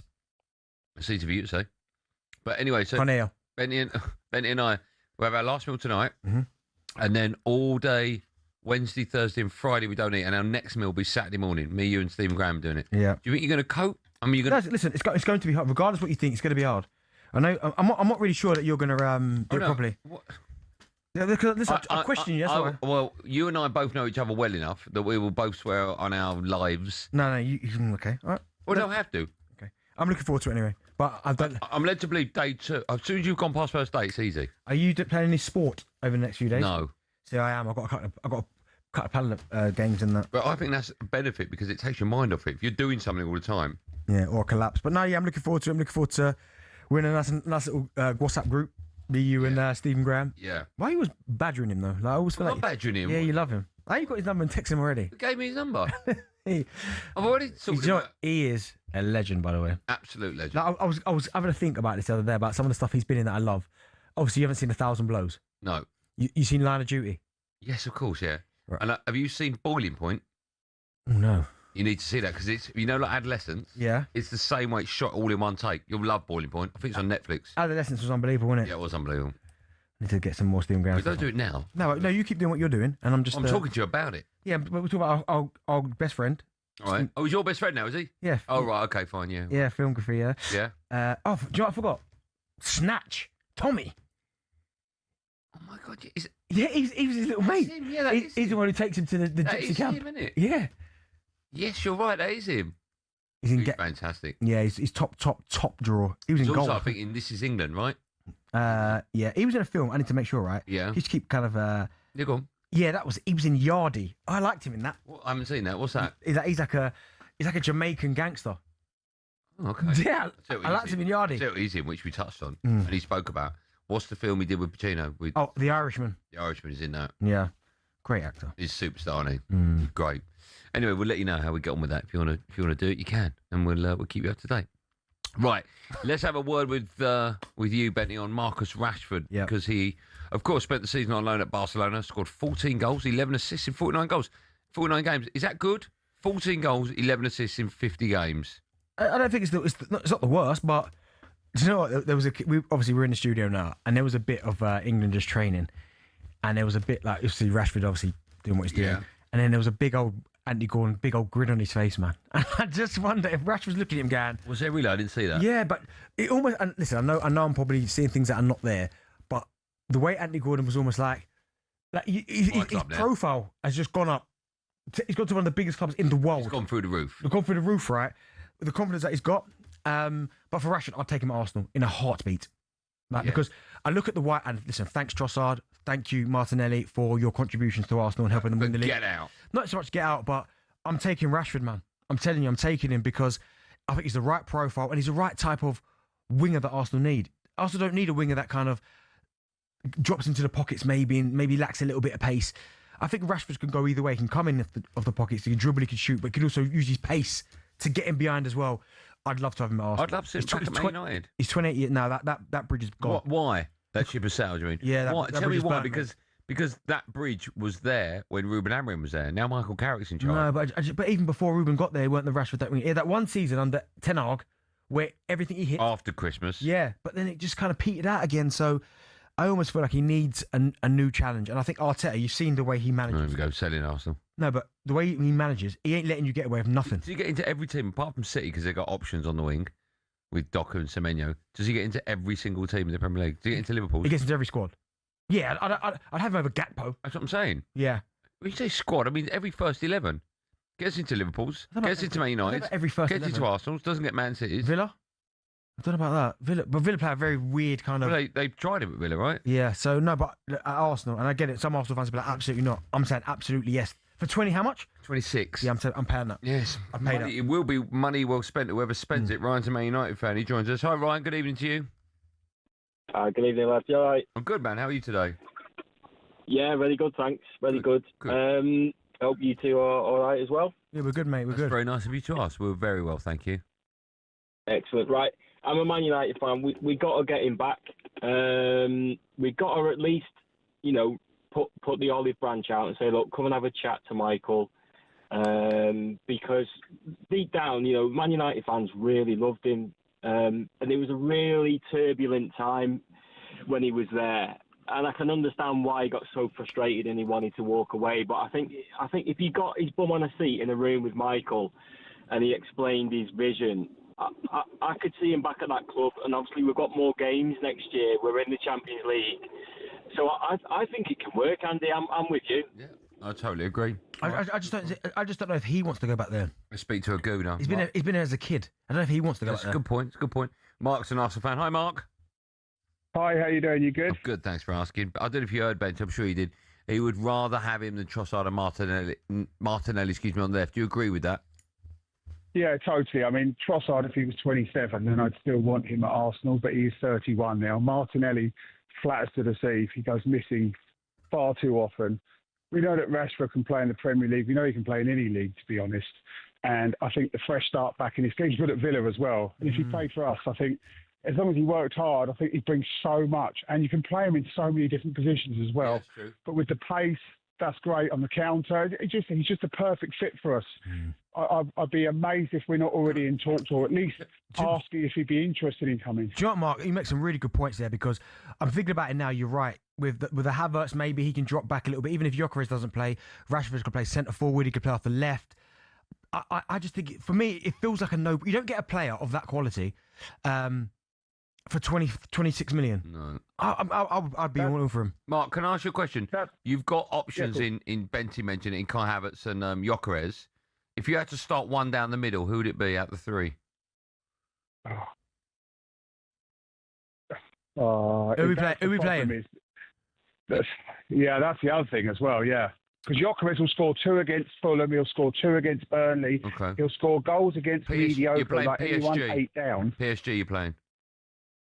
I'd have done Havertz. I wanted Havertz. I was over there and I wanted Havertz to start. Yeah, he had to. I think just because he had to play, and I said to you, I explained it to you, Andy. There are certain games where Arsenal aren't going to see much of the ball, or 25% of the ball, and when you do get the opportunity to build with the ball, you need to be able to give it to someone who's going to hold it. And we saw it with Havertz; he was holding it using his body. Yeah. When Victor came on, it was bouncing off him. We couldn't hold it. They kept getting the ball back. And I think he got it bang on, Mikel Arteta in that starting position. I thought the moment I thought the starting 11 came out, I said he's got to play Havertz. He has to in that game, and he's right. You play against Burnleys and these things, then you can. Where there's a lot of balls knocking about in the box. Yes. Yeah. George, a Chelsea fan. This will be interesting. Hi, George. You all right, guys? Yeah, great show as always. Thanks, man. I think everyone that's calling in is agreeing on the same thing, that Marcus Rashford is absolute mustard. Would I have him at Chelsea? I'd have him there in a heartbeat. Look who we got running down the left. We got Shirley from EastEnders. We got Gittins. Where's Gittins gone? He's just gone missing. Down our left, we're just weak. Garnacho's just. I'm sorry, but they're dog water, really. And you put Rashford there. Rashford putting balls in to João Pedro going through the middle with Alonso pulling the strings. I think we could be a post next season. Something Rashford all day long. Do you know what, George? Can you hear me or not? Okay. Do you know, that signing surprises me more than anything. Chelsea going for Garnacho. I still don't get it. Nor do I. Although I don't. But to begin with, I was a big Garnacho fan. I thought it was excellent. I never have been. What scored that over kick against Everton? I can give you many players that scored worldies and just Makeda. Remember him? Yeah, Federico Macari. Yeah. I think when they spent all that money, I don't get it. He doesn't improve them. No. Jamie's a Man United fan. He's up next. Hello, Jamie. Hey, lads, you okay? I'm good. Very well. How are you today? Very well, yeah. All good, thank you, lads. Off you go, man. Yeah, mate, I'm a United fan. And I absolutely cannot believe that the world is sleeping on a Rashford signing for £26 million. Oh, no, it's nuts. It is unbelievable. One, Barcelona go and sign Andy Gordon for 80 million euros. Yeah. Same position, and I get Rashford is on big wages. I hear that. £26 million for an England international who has scored so many goals for United, England, blah blah blah. It's blowing my mind. I can't believe who would not be in. And also, can I just say, what are United playing at? What are what's United's sort of mind to let him? What is the point in go £26 million? Basically means who you signing for that as a replacement. And yes, you get 350 grand a week off the books. I hear that, but what's the point in United getting rid of him for £26 million? Well, I think what is the point? Bentley touched on it. Maybe he just doesn't want to be there. Well, yeah, I hear that. I hear that. But for £26 million, what's the point? Keep him. If he don't want to be there. Well, he's contracted. Unfortunately, he signed a contract for the club. I know, but what I'm saying is, you can't play a player who doesn't want to play. So if he wants to leave, well, we saw that. To be fair, and I hear that, we saw that on the last season. He started jogging around and he couldn't be bothered, doing his job. But for 26 million, that whoever gets him, that has got to be the signing of the summer. Yeah. He's already done the job at Barca. He's literally just scored a free kick in the top corner for Barcelona in El Clasico to win the league for Barcelona. Yeah. And they're giving it the big one, saying that they can't afford it, and then go and sign Anthony Gordon for 80 million euros. On the same, for a player on the same position. It's unbelievable. Whoever gets him for 26 million quid, my God, signing the century. Okay. I hear what you're saying. I hear what you're saying, Jamie. Thanks for that, man. What's he got? A year left on his deal? That's probably why it's so low. But yeah, I agree. I think everyone wants him, right? Just mad. I know he's on 350, but if someone just said, "Listen, he's 200," come on, and he's like sign-on bonus for the rest to make the rest up. Yeah. There you go. He's got to, right? He's got to. When we come out, we'll have some fun with the best bits of talkSPORT. This is Strive on talkSPORT.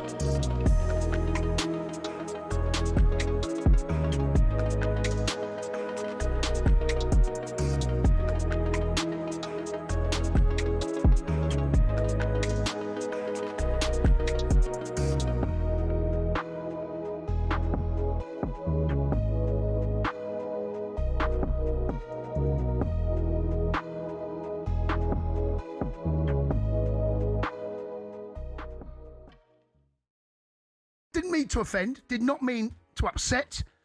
Too many people that I've upset to name. I mean, social media is an absolute wash with it. So, it was only a little bit of fun. All right, that was all it was. It's people's lives here. I know, but they're football fans, right? They're football fans, yeah. But the way you done it, I thought was totally No, Gabby, listen, I got the tone. Me and Gabby, I spoke to Gabby earlier. It was crazy. It was too much. No, listen, we got it wrong. Targeted abuse. Targeted. You make mistakes and you move on and you learn from it, all right? But you wouldn't let off. You had your foot on their neck. No, I understand that particular. I've been there. I know what it's like. Look. Okay, so I thought at the top of the show, the only right thing to do was to apologise and say sorry. Yes. To absolutely nobody. the double Champions League winners Chelsea can say what we want. Right, get your big boy pants on, you gooners. I've heard you whinging and cringing. Oh, he wore a top to work I didn't like. Oh, he celebrated a goal against our team. You lot moaning like 6 months old with nappy rash. Absolute wet wipes. The lot of yous, absolute wet wipes. Wow. Oh, he wore a PSG top. Oh, he jumped around. Do you know what? If it happened again tomorrow, I would do it again tomorrow. Wow. Up the Chelsea. Here we go. There she is. Look at that. Wow. Look at that bad boy. Oh, wow. Look at that bad boy.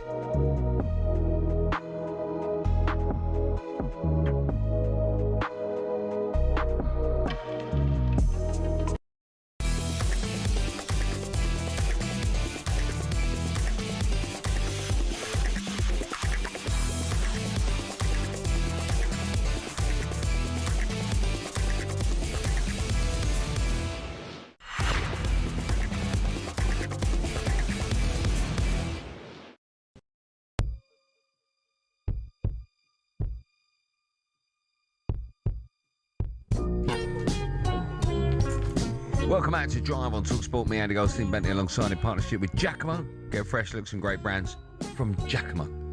Still to come, Ben Jacobs will take us through some of the very latest summer rumours in the transfer market. Just quickly, Liverpool, they're in advanced talks with Andoni Iraola over becoming their new gaffer, and Chelsea have rejected multiple approaches for defender Josh Achimpong. Right, time now for this. And this is the best of talkSPORT. This is where we run you through some of the recent highlight moments from talkSPORT shows. Let's kick off with this afternoon's paddle. The event was streamed live on the talkSPORT YouTube channel. Your winner, your winner Gabby Agbonlor was in a very good mood afterwards. Oh dear, I can hardly wait. Is this up there, Gabby, with your three appearances for Watford, no goals? I've been getting a lot of stick during the week about not winning anything. They can't use that against me now, can they? Look at that. Paddle World Cup winner. Tattoo, perhaps? Say again? Tattoo. Why not? Why not? Everything. And we beat some really good players today. You know, we beat a professional in the final. Favourites, Bentley and Goldstein knocked out as well. We beat the team that knocked them out. I like the way Charlie Baker has no understanding of how a microphone works. Yeah, if you're talking, it goes to your mouth. Are you pleased for Gabby that he finally managed to win something? Yeah, I'm glad for him. I'm happy for him. They played really well today.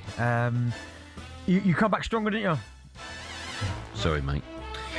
Will you be linking up with me again next year or asking for a new part? $1 million question, that. I was injured. Look, how did I play after the first game? You played well. But you know what I mean? That's all you got to know. Someone said to me, when the pressure started ramping up, that's when you started to cramp up. But do you know what? I think the turning point was when you started going off our game plan at 4-2 up. I couldn't. I'm a man of the people. I could just keep smashing it at Shaban. You could, mate. And he took her head off. Not already. We're worried about. What would you quit talkSPORT today if you could become the best paddle player in the world? Great question. The best paddle player in the world? If they said you go on the paddle tour for a year, yeah, and we'll pay you exactly what you get at talkSPORT, would you do it? Yeah. No, of course I wouldn't. I love talkSPORT, man. I ain't going nowhere, man. Double it. What? Double it. Nah, I bleed black and yellow. Yeah, of course you do. Make sure you subscribe to the talkSPORT YouTube channel for more live shows, exclusive interviews and commentaries. Onto the White and Jordan, where they were joined by World Cup winner Emmanuel Petit. Simon woke up on the wrong side of the bed. My back's still killing me, but no one cares. He's had this bad back, Emmanuel, and sometimes it's improving, sometimes it's not. but now we hear no one cares. We care, and we want you to know that. We do care about you, Simon. Really. Yeah. Oh, yeah. The first thing Emmanuel said when he came in this morning, how's Simon and how's that back? I can assure you, that is not what he said. Do you know what? I had a good conversation with Simon. His back's in a bad way, you know. He was telling me what he's had to do with it. Oh. I know. I mean, get it done though, right? Yeah. He said he'd be able to play paddle for 9 weeks. Get it done. Yeah. Not bad back is one of the worst pains you can have. What's the worst? Which part of your body aches the most? It's back on the top of my calf now, isn't it? Yeah. At the moment. How do you get calf problems? What's going on? Just went bing. Went like that. How often do you stretch? Never. You I'll don't. stretch every morning. Why didn't you stretching before this? No. When I go to bed at night, I'll have a little stretch in bed. Okay, nice. Hope you enjoy that. What would you say to do. someone who's worried about becoming old? Don't worry. That's it. Yeah, depends how old they are. Give me an example. So if they're your age, 62. Yeah, 63 actually, but yeah. Yeah. You said give you an example of an age. I just gave you. Okay, so what they're worried about being 63? Yeah. And who is it, Billy? Yeah. So he's miles away from it. Okay, pull yourself together, Bill. Okay. You've got nice. ages yet, 63. Jim and Summer are back tomorrow at 10 a.m. alongside Danny Murphy. Meanwhile, for all the best bits of the show, make sure you check out Outspoken. What a podcast that is. Wherever you get your podcast from. Let's finish with some soccer aid content. I've no idea where this will be going. Here's Ollie Klink and Jason Cundy on comms duty. Oh, he's got the man before the ball. That's a stone waller. Usain Bolt has just sprinted, it's quite quick, to the technical area. How quick? 9.58, mate. Rapid. He was furious with that. I genuinely don't think it'll be too long until they introduce VAR. Will that be good for soccer aid? That's a debate for another day. I think it's inevitable. I think it's inevitable. They'll have it before championship. He was brilliant. Both of them were brilliant. How would you and me have got on if we played together in soccer aid? I know for a fact I'm scoring. I'd say that now. Yeah, you are. Fact. I'm getting one. It's disgraceful they've not asked you. No, they did. I can play. This I know, one. but they asked you on Thursday or Friday. Then it was about 6:25 before kick-off. That's ridiculous. Yeah. What's something in real life that should have VAR? Do you know, in my household, I need VAR on the bins, right? Yeah. Because obviously you have a recycle bin in my house and the bin for the food. Yeah. And whoever uses that, you know when the recycle bin's getting topped up, someone will still try and force it into the... I do that. Right? And then it spills over when you open it. So I need VAR to tell me who's doing that. Or also... It's one of your kids. Right, I know it is, but Oh, right. it's not in the house. And also, you know when they leave this much milk, so you got a pint of milk, or however much is in there, and they use it but leave like a drop. What are you leaving the drop for? And put it back in. Yeah. I want Andy to know who's doing that. You know why? Because they can't be bothered to put that in the bin. 100%. So I need to know who's doing that. Get this. My youngest was finishing her breakfast this morning, and I knew she was going to leave it on the side. So as she walked into the kitchen, I was in there, and I just ever so gently opened the door of the dishwasher, and she went like this. Oh. Yeah. Just pull the door to put it in there. Yeah. It's a problem. If you could pick 3 new celebrities to play in Soccer Aid next year, who would you choose? Me, you, and... Who else is here? Stephen Graham. He's played one before, he must have done. I think he has. Me, you, and Stephen Graham. There you go. I mean, I just said that. You answered like it was your No, but I was idea. trying to think what else we could get Right. in there. For more content, make sure you download 21 Minutes to Go. New episodes drop every Monday and Thursday. I feel like your daughter. What? I feel like your daughter New was ones. Oh, by the way, the one that come yesterday. Oh, unbelievable. Controversy already. A lot of people have got a big problem with yesterday's one. Well, Honestly. give us a synopsis. I can't really, but something said in yesterday's one that it's already out there now, it's too late. But a lot of people have got a big problem with it. I had someone from a newspaper phone me up today about it. Oh, tell me in the break. Right. What? You can still download it, by. No, don't do that. Don't do that. You don't want 21 minutes controversy. to go. We're role models on this show, so we don't want that filth. What they're doing on 21 minutes to go. You do want that, Phil. You don't. Have a listen to it before it gets swiped or wiped or, Or both. yeah, or deleted. Yeah. Deleted. They've asked me to delete it tomorrow, but I'm not going to. Have they? Yeah. Go download it now before I delete it. Why are you trying to encourage people to listen to it? I'm just saying, if you want to hear it, unfiltered. Of course, you can find all of our shows on the talkSPORT app where you swipe between talkSPORT and talkSPORT 2 and all of our other sister stations so you don't miss a moment. Just an hour left of our show. When we come back, one word... No, we don't care about Billy. 9 days to go. 9 days to go to the hookup. We'll be talking about that. We've got transfer roundup as well. We've got end of show quiz. If you want to be a part of the show, you can. 03717 22 33 Go download it. 21 minutes to go before it gets swiped.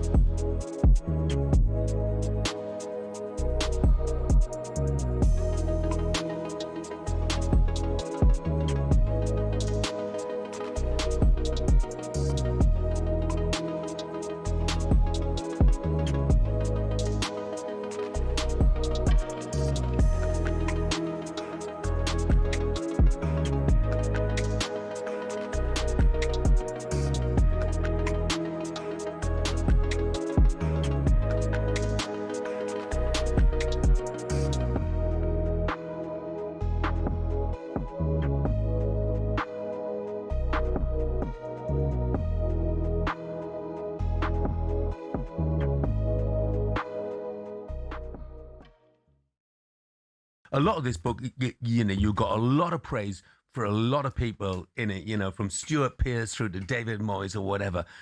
But how much of your departure in that manner from West Ham did you feel was down to Graham Potter?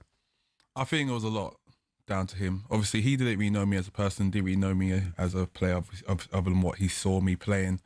But I felt like the conversations that I was having with him was like, he's got nothing to do with me, he's got to do with the chairman. Then the chairman would be like, it's the manager. I honestly just feel like he was the one who really made the decision in the end. But it wasn't just me. It was obviously me, Aaron Cresswell, Vlad, Lucas Fabianski, Edson. Like, he got rid of a lot of the senior group, the leaders in the changing rooms. And I feel like he was trying to change things up and go more young.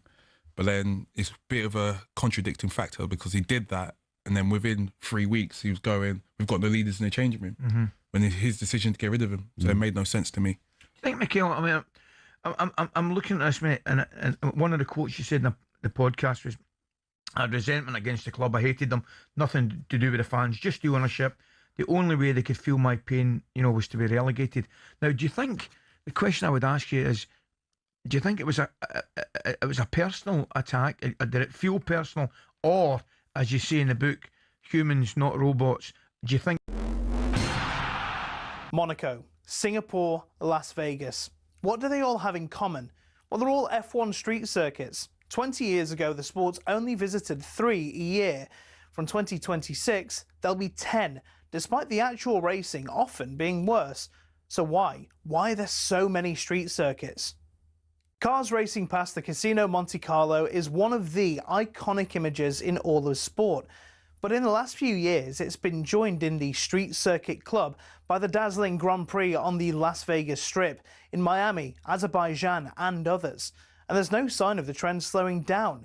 The streets of Madrid have also gotten involved, and there are conversations about Grand Prix in the capitals of Thailand and Rwanda. But fitting them in means we said goodbye to classic circuits like Hockenheim and Imola, angering fans who are still packing out the European tracks like Spa, the Hungaroring and Monza. And these generally produce more wheel-to-wheel action than street circuits too. At Silverstone in 2025, there were a total of 26 on-track overtakes. At Monaco, 4. I'm an F1 enthusiast. Even I struggle with that. But it appears to be a good step. In 2025, there was a record 2.3 million strong viewership for the Monaco Grand Prix in the US alone. Meanwhile, for the British Grand Prix several weeks later, 1.5 million tuned in. So why are we seeing this drive towards street circuits? Well, no prizes for guessing. Money. Formula One demands a fee of between $20 and $60 million for the rights to even hold an event. In total, including sponsorships, it's believed officials in Saudi Arabia pay almost $100 million for their race. The huge fees are possible because of the street track's city centre locations, as people staying at hotels at inflated prices and tourist sites brimming with visitors mean the cities rake the cash back in when the race comes to town. So it makes financial sense for Formula One and the cities, but will it cost the sport in the long run if F1 races are too boring? After all, nothing beats the roar of an F1 car as it flies through the forests of Europe, or mechanics watching a storm coming across the humid Asian countryside. Take that away and, well, you may as well just watch American IndyCar.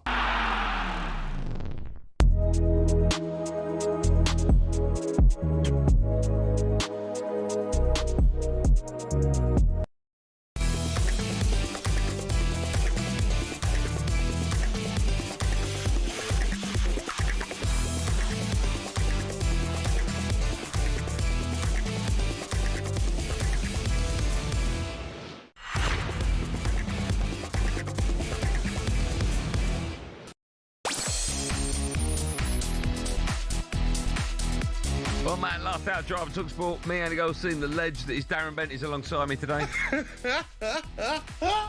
Yeah, whatever. Still to come, we'll discuss some of the latest transfer rumours doing the rounds. But now we are just 9 days, how about that, 9 days away from the biggest show on earth. The greatest and most prestigious football tournament in the world. We are inviting the world back. And Brazil win the World Cup. We're really excited to continue the preparations and get ready to welcome the world. And so to the football. It's Iniesta to win the World Cup for Spain. the magic matches and the fantastic football. Germany in seventh heaven, Brazil in footballing hell, and France are the World Cup winners in 2018. Anyone could win this World Cup. Mbappe has a hat-trick. He has his place in history. To all the French team, we love you, and we're going to come back in 4 years. Now, 25 yards out, right of centre, left-footed corner! Oh my goodness! Harry Kane attacking it, stoops, conquers, and England lead. I think everything is possible, but we have to make it possible. Well, it will be a fantastic event. It will be 104 Super Bowls in 1 month. Scotland are going to the World Cup finals! Katie McLean! The real test now will be when we get there. How can we turn up? Dust off your passports, pack your suitcases. England are on their way.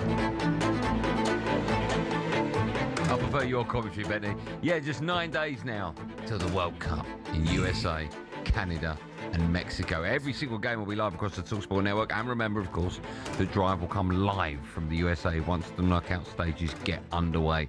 The England team, they arrived safely at their preparation camp in West Palm Beach in Florida, as has our England correspondent Faye Carruthers. She's been speaking to striker Ollie Watkins. He was asked whether Thomas Tuchel has told him what his role will be this summer.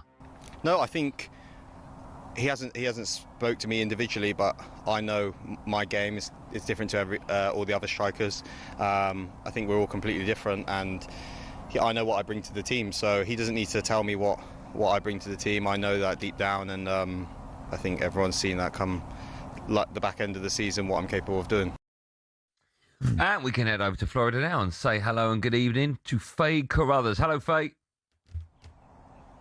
Hello, Andy. Hello, Benty. Hope you're both well. We're good. We're very well. Thanks so much for coming on. So just before we talk about Team England, just tell us when you landed, when the players landed, and how long it's taken from them to now for them to get on the training pitch and kick a ball about. What's happened over the last 24 hours? Well, it has been basically 24 hours. So they left Birmingham yesterday morning. They arrived a bit before us. Our plane was delayed. We landed into Miami. They landed a little bit closer up in Fort Lauderdale, and they're here in West Palm Beach, where they're training for the next 10 days ahead of the Florida series, where they'll play New Zealand and Costa Rica over the next 10 days before then heading over to Kansas, where their main base is.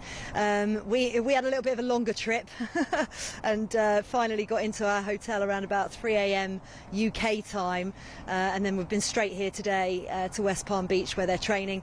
Players have been straight out on the pitch, having had a bit of a team meeting beforehand, and then some games and some strength and conditioning sessions out in this heat. It's about 30 degrees out here, pretty humid as well, and then did some training just behind us. Additionally, they've all now gone in for a bit of a rest before a couple of training sessions tomorrow and Thursday. Faye, you said it there about the temperature, and even though we can see you, I mean, I can't see the sun shining, but it looks hot. Do you think that's going to play a massive part, and do you think we'll learn a lot from the next round of fixtures when they do play New Zealand and Costa Rica in terms of how they're going to deal with the climate? Yeah, most definitely. Kobbie Mainoo came over and spoke to us. He was dripping in sweat. Jordan Henderson as well said, you know, he gave me a grimace when I asked him about the heat. He's actually been out here a little bit earlier. I think he flew out last week on Monday. Said he wants to be in the best condition possible, so he flew out straight after the end of the season and has been out here acclimatising. I think many players who weren't involved in European competitions or cups did come out and have holidays with their families in this vicinity or in the Caribbean just to acclimatise a little bit earlier, because it's the humidity really rather than the heat. As I say, it's about 30-31 degrees. There is no sun, very dark cloud hanging over us. There's lots of thunderstorms this time of year. We're expecting one later on this evening, so it's very sticky and muggy and difficult for the players to acclimatise to, but that is the whole reason. Usually, as you know, they have send-off games in the UK before they head out to a major tournament, but they decided decided what they needed to do is get the players up to speed with this heat and these conditions as quickly as possible. And the training that they did in June, in that June camp, you'll remember, that was in Spain, helped them see which players can acclimatise quickest and deal with these conditions best. And yeah, we've been watching them outside, and they were still running around as they would normally do, and looked like they were getting ready for it. But it'll be much easier in about 10 days' time to see how they're getting on with it. Well, Faye, I saw you there speaking to Ollie Watkins, and he made a really good point. The way he ended the season, he ended it in really, really good form. Now, a lot of us are trying to kind of understand. We all know Harry Kane's the number one, but he's got Ivan Toney there, he's got Ollie Watkins there. Do you see it as a situation where there is no number two? It just depends on the opposition. Like, it's not always going to be Ollie Watkins that comes on next or Ivan Toney. It's going to be dependent on the opposition. Most definitely, but also dependent on the game and what's going on. Thomas Tuchel is really good at being reactive in game and seeing the situation as it unfolds in front of him. And he talked about the fact that Ivan Toney, for example, would come on if England were chasing a game, and he could play up front with Harry Kane. You don't see that as often because they're very different. And as Ollie said to me there, they're all three very, very different strikers. But Ollie doesn't necessarily come on and play with Harry Kane up front. He's better at coming in behind, and it's got a different athleticism and style to his game, and the form that he's been in has been absolutely incredible. Ivan, as we know, is an expert penalty taker, and Thomas calls them specialists, and they've all got specialists in their respective fields, and Ollie certainly has his qualities, which is what we've seen for Aston Villa towards the end of the season. And it was really interesting when I was talking to him, actually, because he was left out of the March camp, you'll remember, and there were huge question marks over who would be backup for Harry Kane. Ollie got the nod, which many people think he should have done based on his previous performances for England, but he said he never saw it like that, and he said that actually missing out on the March camp gave him the kick that he needed and the incentive he needed to really push forward. That's why we saw that red hot form that he showed for Aston Villa, that then eventually helped them obviously win a European trophy as well, and then saw him get the call up by Thomas Tuchel for this World Cup. Faye, let me ask you, the squad numbers were announced earlier on today. I just want to read out the 1 to 11. It's Pickford, Konza, O'Reilly, Rice, Stones, Guehi, Saka, Anderson, Kane, Bellingham and Rashford. That's 1 to 11. I mean, for me, that's the England starting lineup. Do you think it's significant at all, those numbers? No, I don't put too much significance on that. I think Reece James, as an example, I would expect to be right back starting, and he's 24. That's the number that he plays for Chelsea, and I think, you know, we're out of that era now where 1 to 11 counts in that way. I was talking to H&J earlier on about exactly this. Now that we have 26 players and you can have 5 substitutes, I just don't think the 1 to 11 numbers are as vital as they were. For example, Kyle Walker was right back and he was number 2. Well, Ezri Konsa can play right back. He's got the number 2 shirt, but actually he plays as a centre back. John Stones, you know, may not start alongside Mark Guehi, who's got 6. John Stones has got 5. He's had 5 the last few tournaments that he's played for England. So, you know, I just don't think, I think we put a lot more importance on it than the players and the coaching staff do. Fair, I don't even know if you can answer this question, but of course someone who got a really big move recently is Andy Gordon to Barcelona. I don't know if you managed to watch him much in training, but is there a different, again, I know that they've only just got off the plane, but is there a different kind of persona about him now he's got that big move to Barca? Do you know what? He's no different to how he's always been. Whenever I've spoken to him, interviewed him, seen him, you know, he is somebody who has utmost belief in his abilities, is confident, will put absolutely everything into being successful. He's a very driven individual. He wanted that move. I thought that video, you know, where he was unveiled and he was speaking in fluent Spanish, it is exactly the type of person that I see and have interviewed over the last few years. You know, he is very, very confident in his abilities, and to get that move for him, I think is brilliant, and that can only help England going forward, in my opinion. Right, Faye, thanks for coming on. Before I let you go, what happens now? What time of the day it is? Where are you off to? What's happening tomorrow? I don't actually know what time of the day it is at the minute. Oh, there you go, 1:15 it is now. So we've finished all of our activation stuff here. The players have all gone back to their hotel. We've now got hits the rest of the day, so we'll be on kick-off later on with Natalie Sawyer and Alan Pardew. We'll be on the sports bar with the boys later on additionally. And then, well, right now we're going to get some food because we haven't eaten. So we've been up for very early. How are you feeling? No, got to acclimatise. We have to do the same as the players. I'm actually okay.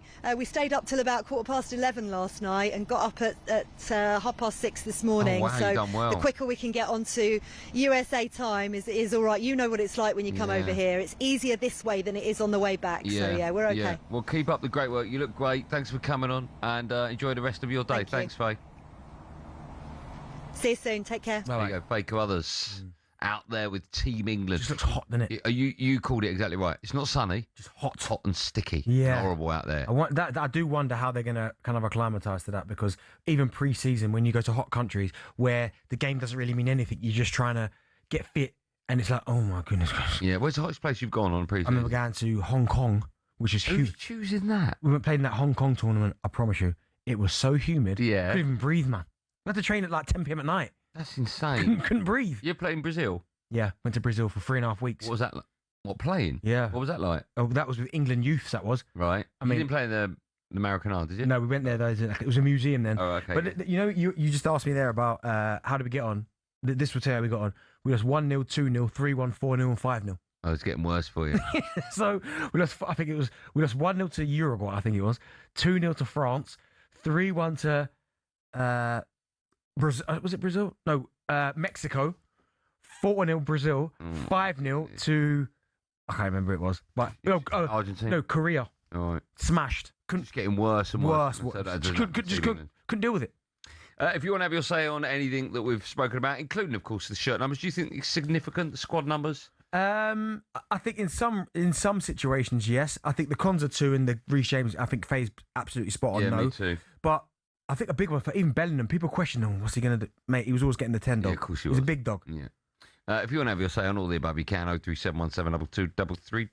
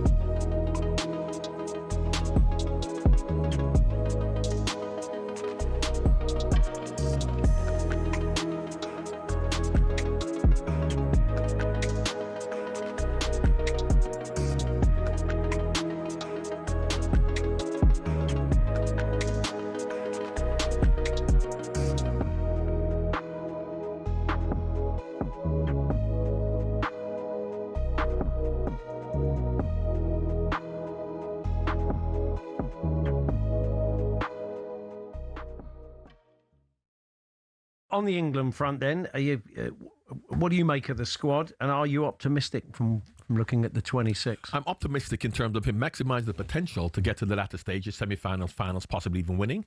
But the book is on whoever is the favourite should win. For me, France are the favourites. They're strong, technical, physical. They've got good balance between midfield, attack, defence. So for me, they're the favourites. But England can do well. Yeah. But what I would do, once again, very much like in club football, you talk about backing the manager. I can't have an opinion as to whether I think Cole Palmer and Phil Foden should have gone. Because if the manager says the way I'm going to play is not going to suit them and I want to have Morgan Rogers or Elliot Anderson, I can't say to him he's wrong and he should have taken them. And that's what England fans have to do. Believe in the manager and trust, rather than we love Phil Foden. But if he's not going to play in a way to suit them, we can't then say they should have gone. Yeah. So I trust Tuchel. The only thing I'll say about that is that I don't think English players are very powerful, as we've seen. And Gareth was a perfect man for that job, because Gareth, he's tough, but he will massage the egos and he won't shout and scream and take Harry Kane off if he needs taking off. He makes good decisions, whereas Tuchel is very combative. Now, will the players respond to that? If he then says, Bellingham, you're off, how are they going to respond to that type of thing? So as much as I think it's the right thing to do, are the English players responding to that kind of management? Which only time will tell. Absolutely. Yeah, good point. So I said at the start, you've rewritten or the rap has been rewritten from. Well, it's a bit of a. It was a bit of a play on words. They're not re-releasing it. It's not coming out. It's not going to go on Spotify. It's just for this Green King campaign. They're kind of, you got to go on the on Green King social to even see it. So it's not a re-releasing of the song or anything like that. If so, I would have probably gone try and get a bit of royalty this time around. You've got to hold your pint, but be there for kickoff time. You're here to back your team, but staying home is a crime. They'll always shouting and singing through defense and attack. You're always welcome inside. It's sunny round the back. There we are. There we go. Hello, I'm Matt Forden from talkSPORT. This is How to Win the World Cup. This is the best squad I think England have ever had.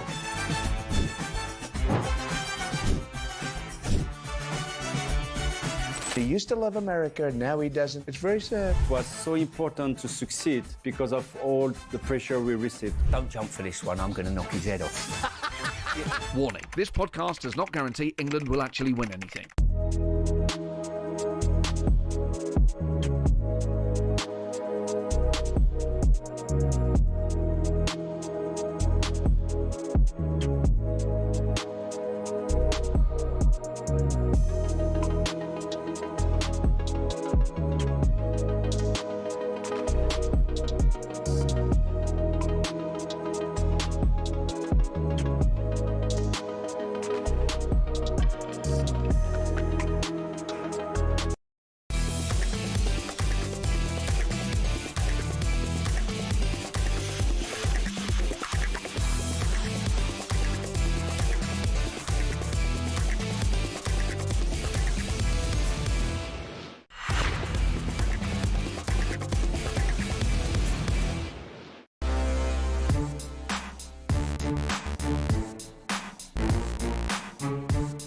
talkSPORT, me, Andy Goldstein, the lead is Darren Bent in partnership with Giacomo Starling Brands for every man. Still to come, really discussing some of the latest transfer rumours, doing the rounds. Just quickly, Liverpool, they're in advanced talks with Iraola becoming their new manager. Southampton won't sack Tonda Eckhart over Spygate. Time now for this. Couldn't believe he got a yellow card for that. The game's gone. Honestly, I've seen my Sunday League team defend better than our back line. Welcome to Sorry, not that. Moany fans on talkSPORT with Paddy Power. Yeah, time now to hear from Aaron Nolan, or should I say Aaron Nolan, from our friends at Paddy Power's Always Whispering. What? That wasn't me, that was Aaron Nolan. Hey, how you doing, lads? He's got something he wants to get off his chest in this week's Morning Fans feature. Now, Aaron's reputation to be a bit of a quiet moaner, as in the decibel level, well established. Let's find out why he's got his morning meter needle moving this week. You know what drives me mad? When we talk about these bad refs decisions or bad VAR decisions, people will say, oh, it all evens out over the season. People have always said this on sports shows, and you just had to accept it. And we knew it was a load of pony, but you could never prove it. Until now. I've just seen the Premier League's key match incidents table. They reviewed errors in favour and errors against teams across the season. Who do you think had the most good fortune with refs and VAR? Obviously Arsenal. Famously finished the season without giving away a pen or red card, but this independent review team said they should have given away 3 pens and had 3 red cards over the season. That alone is the difference between winning the league and finishing second. Don't stop moaning, fellas, eh? Well, Bent and I are going to see if we can outmoan the moaner with our own complaints of the week. We've got 30 seconds each to vent.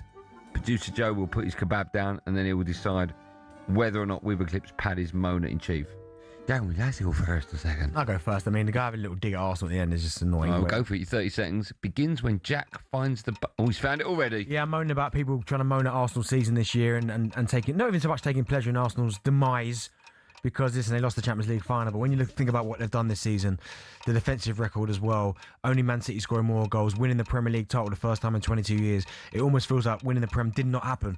The amount of kind of negative press that surrounds Arsenal, I just think, you know what I mean, it's absolutely crazy. But at the same time, they've won it. They are the Premier League champions. Can they build on that next season? They can. But I just don't understand it. I think when... Yeah, it's enough. Good work, Benny. I enjoyed that. It was good. Shall I see if I can moan you? Let's see if you can. Let's hope you can. Okay, let's begin. Well, Jack's pressed it already. Jack, it's cheeky that you pressed it already because I wasn't ready. Oh, I didn't get that. I didn't get a little reload from DJ. I don't want to reload, Jack. Going again, though. 30 seconds got fit. 30 seconds ago. I'm going to moan about Aaron moaning.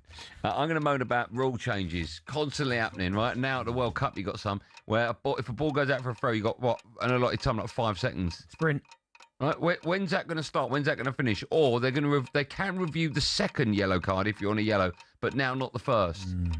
Reviewing the corners. Reviewing the corner. It's just leave football alone. It's not broken, right? We managed somehow to get through X amount of World Cups before. It's fine. Leave it. Right, let's cross live. Oh, we still got a kebab. Put the kebab down. No, not the burger. He's put both down. Joe will tell me in my ear who the very lucky winner who walks away with £500,000 is. And it is Darren Bent. Well done to you, Darren. I didn't even hear that. £500,000 coming away from Paddy Power. How nice is that? Beautiful, that. All you got to go and do is get it without them knowing. There you go. That's Paddy's Money Fans feature for today. 18 plus gamblerware.org. Money Fans on talkSPORT with Paddy Power. Look at Chris Billiam-Smith when they're getting a trim. Oh, look at that. Oh. Yeah. He's a hard case, isn't he? Yeah, I'm not sure about the trim. Look at the sweep. Yeah, that surely can't be finished. That's if he asked me to do it halfway through and it's like that, he'd go, just leave it. Yeah.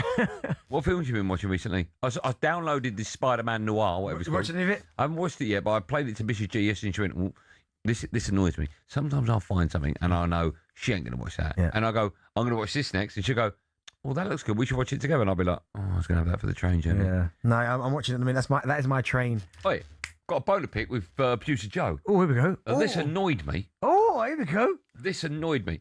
About 2 weeks ago, I said the following on our show. Yeah. I'm waiting for season 2 of The Pit to finish all 15 episodes. Yep. And Joe went, they're all done now. And I went, all 15 are up. And he went, yep. Last night I'm watching it. Number 10, finished. 11's not out yet. So there's another 5. And number 11, nothing. It's 15. It's 15-hour shift.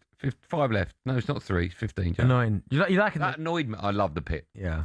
I love The Pit. The acting in it is brilliant. Yeah, no, I just like the way it's shot.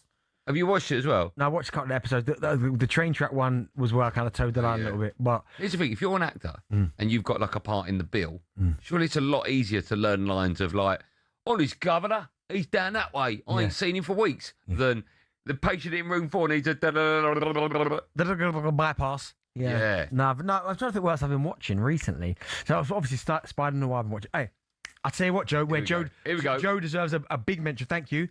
The Night Manager. I started decent. Oh, who's that? Tom Hiddleston. Right, okay. I started watching that. I thought it was terrible. No, I thought it was brilliant. I watched the first episode. I watched the first episode. What is he? Is he a night manager or is he a spy?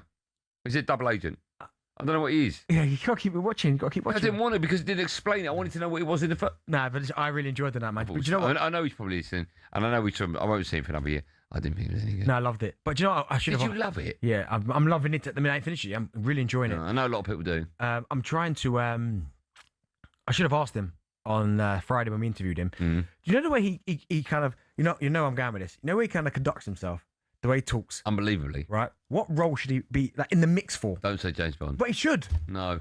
He should. He's too much. He's too much of an English gentleman. You look at Daniel Craig. He's like big and bulky. He's like Tom Hardy. No. He's like Tom Hardy. He was towards the end, but when you look at him in Casino Royale, he wasn't. No. You want Tom Hardy as an ex-Bond?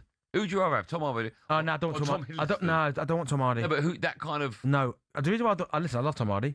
Unbelievable actor. You don't need to be but Bond. I can't. I'm seeing him as Venom and Bane and all. I can't see him as Bond as well. You can't have Bond as a night manager. No, but the way Tom speaks, and even some of the music, by the way, I'm sure they've ripped some of that from Bond. By the way. What the bit that goes? Would you like any tea? No, there's a few bits in there. I'm like, hold on, but no, I think he should have been in the mix of Bond. Be Bond, mate. The way he talks and the way he acts and holds himself, he is Bond. He just looks like Bond. They thought, what's his name? Redmayne. What was his name? You know the fellow. Oh yeah, from the Jackal. Eddie the Jackal. No, it's too. That's what I'm saying. You need someone that's like hard as nails. It was just about. Yeah, but he'll be good as like a World War I pilot. No, if he was going to be, you know what I mean? Like bombs away, Squire. That's him. No, if he was going to be Bond, he's about 6'4", right? He could easily get to the gym and bulk himself up for that role. Okay, if he did that. Yeah, of course. Talking of roles, by the way. Sorry, John. I know Did you see what I posted this morning on the WhatsApp group with the Gareth Southgate BBC? Yeah, I've seen that. Yeah. That looks terrible. Yeah, you gonna watch it though? No. That looks... The Harry Kane speech, man. Harry Kane, just like, I cringe when I... 2 more goals for you, Harry, and you can become the greatest striker ever. Who's ever said that in a dressing room? That's Jordan Pickford's line. Yeah. Who's ever said that? So, Joe, you've watched it all, right? The Southgate thing. Did it get better than that? 2 more goals for England, you could be the best. Hurrah! It's so bad. Although the fella that plays Harry Maguire really looks like Harry Maguire, but I don't know if that's a compliment or not. Can you imagine the auditions? No. Well, you got a big head, and you come. Go in. This is over, isn't it? Horrible. Still to come, we'll find out whether Mark Cucurella could be leaving Chelsea. Time now for a bit. No Googling. It's 6:30 already. Wow. We will tell who's the oldest player to ever play in the World Cup. I knew that as well. Give you a clue. He won it, and he was a captain. Very nice. All right. Goalkeeper. Yeah. Have you got the answer there? Nope. I don't think you'll know this. You will know him, but it's before you were born. And the answer to that, and whatever producer Joe can conjure up for the last 30 minutes. And let me tell you, there ain't no bigger conjurer than producer Joe. Well, your problem was with producer Joe. Oh, 100%, yeah.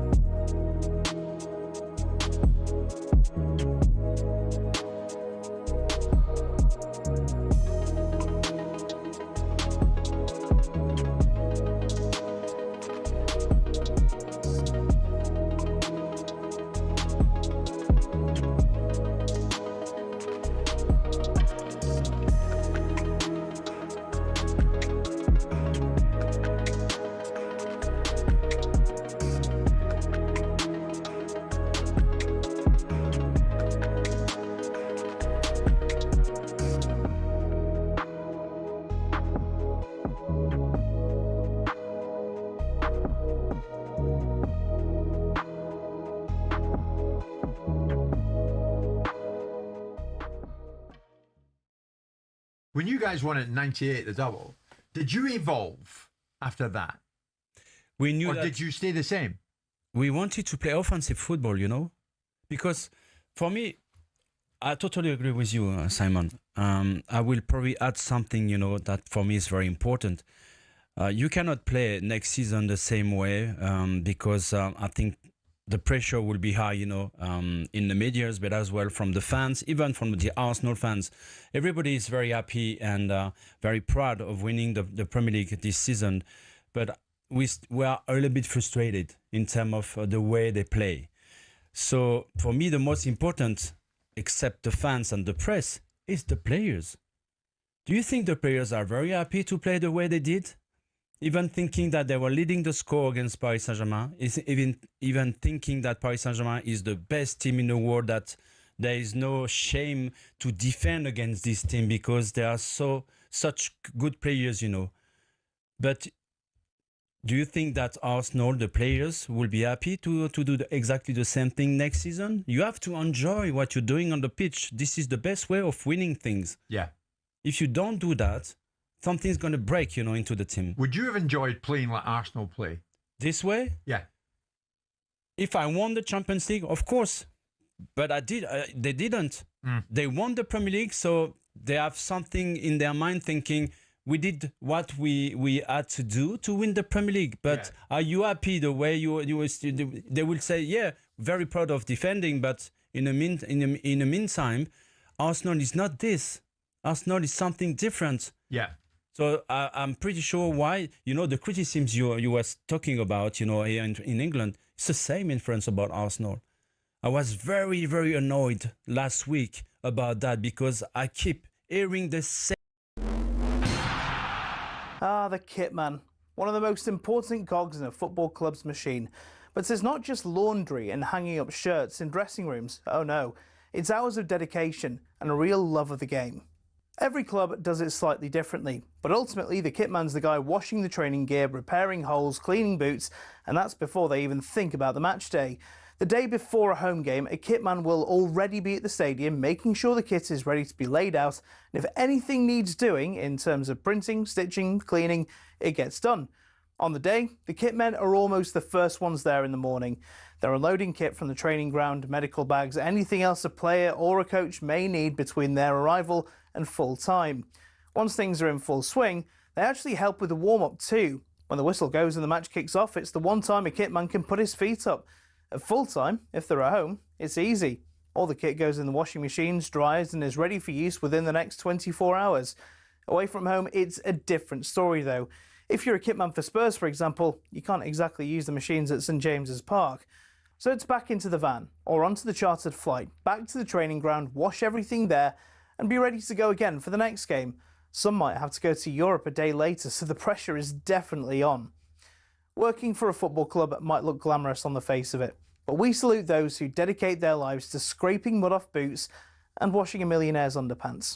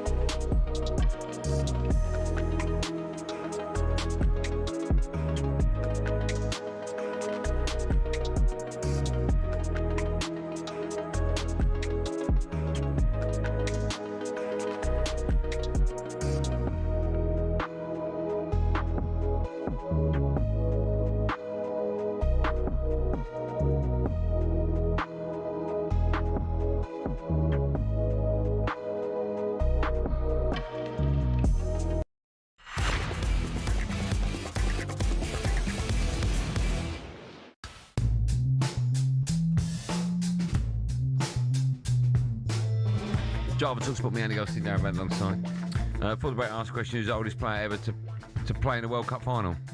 Did I say play? No, you didn't. You said, I said win. Yeah. Have you changed that, Joe? And I said it was a goalkeeper, was it? Okay, so he won it. Oh, yeah? As a goalkeeper. No. No, 1982. Oh, yeah, you said before I was born. That's Italian? That team, yeah. Oh, beginning with T? No. Oh, not tall, though. No.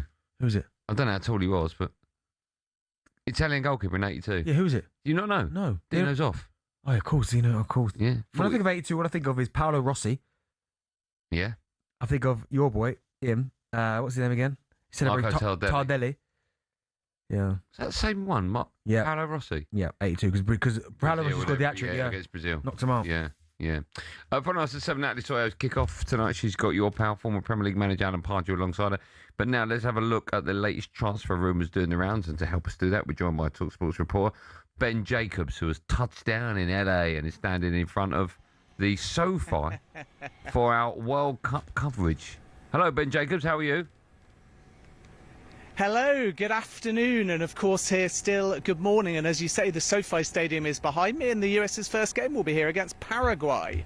Is there World Cup fever where you are? I mean, it looks completely dead and empty, if I'm being honest, but are you aware it's a World Cup 9 days away? Yeah, I mean, the US men's national team at the moment are in Atlanta, and then they'll fly to Chicago, they'll have a game against Germany, but behind me every so often you might see a plane fly right over this stadium, and that tells you people are coming. And when we came through the airport in LA, there were various football fans. We actually saw quite a lot of Mexico supporters and 1 or 2 from Paraguay as well. And then we went yesterday to an area called the Grove, which has got various sports stores and outdoor areas where fans can congregate. The heat's about 30 degrees. That could be a factor for some of the day games here as well. But definitely the mood is buzzing. Still some debate over the price of tickets, and I'm seeing a number of people wearing Messi shirts as well, not Inter Miami, but Argentina. So yes, the mood is starting to build, but it will obviously hot up in the days to come when the USA arrive here, and they'll be training in Irvine, California, which is about 50 kilometres from where I'm standing. A lot of people have said that they reckon this World Cup could be the biggest and best World Cup we've ever seen, because the Americans, when they put on a sporting spectacle, is usually outstanding. Do you feel that's going to the way it's going to go? Well, it'll be the biggest and best in terms of snacks, I can tell you, because I've seen some supersized hot dogs that we're going to be eating, hopefully very shortly. In terms of the sheer geography and the scale, it's going to be fascinating, because it's the exact opposite of Qatar 2022. You can't just rock up in one place. It's arguably going to be the most expensive World Cup ever. But what I think we'll see when the football starts is really that intersect between sport and entertainment, and how FIFA organise this in terms of not just creating buzz around the stars on the field, but trying to give back some of that value for money around the music, around the food, around the fan parks. All of that I think America, Canada, Mexico are going to go all in. And as a consequence, I think fans will have more to do, but naturally they're paying more for their ticket as well. So over the course of the next few days, we're going to speak to some fans and we're going to find out what they think about the mood. But it wouldn't surprise me in entertainment terms rather than football terms if this is indeed the biggest World Cup ever. Ben, who do you make the favourites then? Because listen, you're a man in the know. You know a lot of the squads, a lot of the players to look out for. But who, in your opinion, as we sit here today, I know a lot will change before a ball is kicked. But if you're sitting here today and you have to put your hand on your heart, who do you believe has got the best chance of winning this World Cup? Yeah, I think the consensus seems to be France or Spain, but that's not my prediction because of the heat, and I think it favours the South American country. So I did a preview along with Ali McCoist and Stuart Pearce for talkSPORT Bet, which I believe is out tomorrow, and I said Brazil. And a lot of people feel like Brazil are not what they used to be. But for me, when you look at the season Igor Thiago's had, Ryan, a sensational talent. Sadly, Estevan William won't be there, but Endrick is part of the squad. And I think we're going to get young Brazilian players conducive to this climate, announcing themselves. So for me, it's Brazil to win the tournament, but still Harry Kane to get the golden boot. OK. Let's start with some possible movers and shakers back home. Let's start with Liverpool there in advanced talks with Andoni Iraola to replace Arne Slot. How far along is this? When can we expect Liverpool to announce this? It's done between Andoni Iraola and Liverpool. There's a verbal agreement in place. It's not done with the backroom staff, particularly Sean Cooper and Tommy Elphick. And because they're contracted to Bournemouth, there's still club-to-club negotiations. So Liverpool want to be really respectful. The expectation is that everything, including backroom staff, will be in place by at the latest this weekend. And there's no doubt now it's a matter of when, not if, Andoni Iraola is the new Liverpool manager. So he said yes. Terms with him are sorted, but a few final details, particularly the backroom staff. Let's stay with managers. Let's talk about Marco Silva. Fulham, of course, confirmed that he's going to leave the club. It looks like he's going to replace Jose at Benfica. Yeah, this was a talkSPORT exclusive a few days ago, an agreement in principle between Marco Silva and Benfica, 2-year contract and a 1-year option. And Silva had flown out to Lisbon a couple of times, one under the pretense of a speaking engagement, and he was actually pictured coming back to London alongside Jose Mourinho. So it's unfortunate for Fulham because maybe 4 weeks ago they were quite confident he would sign a new 3-year deal on really lucrative terms, $8 million a year. But then Jose went to Real Madrid, Silva's going to Benfica after 5 years at Fulham, and they're now looking for a new manager. Keep an eye on one name in particular, and that's Kieran McKenna. He will be expensive to get out of Ipswich, even though there is a release clause, but Fulham are prepared to spend big money, the same kind of budget that they'd allocated for Silva on a new manager, and McKenna is going to be one of the leading candidates, but Silva will finally leave Fulham. It's been on-off, and I think Fulham will be glad now just to get clarity as they start their search for a new manager. Do you think McKenna will leave Ipswich and go to a bigger club? Well, I think McKenna had options when Ipswich had first got promoted with those back-to-back promotions, of course. And at that point, he was linked with clubs like Manchester United and even Chelsea at one point in time. And he decided to stay and sign a new deal. The difference is that he's been up with Ipswich and down again. And now he'll have to assess, are they going to be well equipped and be able to spend, or is Fulham a more stable project, potentially capable of challenging for some form of European football? And all indications are that McKenna is open to another opportunity, despite being really respectful of Ipswich. Key to Fulham, though, is can they make a different pitch and be more convincing than they were to Marco Silva? Because naturally, when a club like Fulham are looking at a manager like McKenna or anyone else on the list, they're going to have done their due diligence, and they're going to understand that Silva himself was frustrated with some of the business and how Fulham operated in the market. So either there has to be assurances that the manager will have not just budget but control over recruitment, or alternatively some managers might look at that Fulham job and think that they will be as frustrated as Marco Silva, who loved managing there and did really well, but at times had his hands tied. Ben, I want to talk to you about Marc Cucurella now. Obviously, there are reports that he's exploring options this summer. Atletico, Barca, Real Madrid, all interested apparently. I was surprised that Chelsea maybe might move on from Cucurella. Well, I did a piece on the talkSPORT website today, which you can read, and it essentially said Chelsea are calm about the situation because Marc Cucurella's got 3 years left. And yet they're not shutting the door on a sale. And some of that is because Marc Cucurella is 27 now. My information is that Atletico Madrid are the most serious suitor and have urgent need to sign a left-back. And they're prepared to pay about maximum including bonuses 50 million euros or roughly 38 million quid. Chelsea's starting valuation is over 60 million pounds. There's no club-to-club talks yet, but that could change. And Atleti want to be quite quick here because their feeling is if they delay, Barcelona could enter the race, Real Madrid as well, and even Manchester City if Josko Vardio departs to Bayern Munich. But right now, City are more focused on a right-back. Real Madrid are looking to bring in Ibrahima Konate, and that deal is close. And Barcelona need a defender to leave before they add someone like Marc Cucurella. So this is why, for now, Atletico Madrid are the favourites, but it's all about whether they meet Chelsea's valuation. Yeah. And then if he departs, don't forget one thing, Giovanni Quenda's coming in, and he's capable of not just playing left wing, but left wing back as well. Listen, Ben, always a pleasure. Loving the shades. Are they a little duty-free number? They are 2,000 shades that I've never changed because my ego gets bigger, but my head thankfully hasn't. And I need it because, as I say, every single minute I've been on air here, it's got 1 degree hotter and the sun is right in my eyes. What do you mean 2,000 shades? You got them in the year 2000? I literally haven't changed these Ray-Ban sunglasses. I shouldn't really say the brand, but these sunglasses since 2000, since I was at university. Can I give you some advice? Change them. Change them. Treat yourself to a new pair, you've earned it, and then some. Deal. They'll be equally as shocking, though, I can promise you that. OK, we'll just put them through the talkSPORT expense account. They won't see it. There's going to be so much on that over the next month. Thanks for coming on, Ben. Have a good one. Have a safe day. Thanks, man. Cheers, guys. Thanks, man. When you see like Ben over there, do you think, oh, I can't wait to go over there? Not yet. 4 weeks. No, not yet? No, I mean, listen, Ben will stand outside an empty stadium with no one to walk about. Yeah, you're right. So, no. But if you put him in the middle of, Times Square, then I'll be like, or South Beach. What about, we should be, if all things work out, going to watch England-Brazil in Miami. Going to watch it. Incredible. That's insane in the dams. That'd be insane. Remember that for all the very latest transfer stories throughout the summer, you can check out talksport.com. We'll be checking out billy.com when we come back. Good.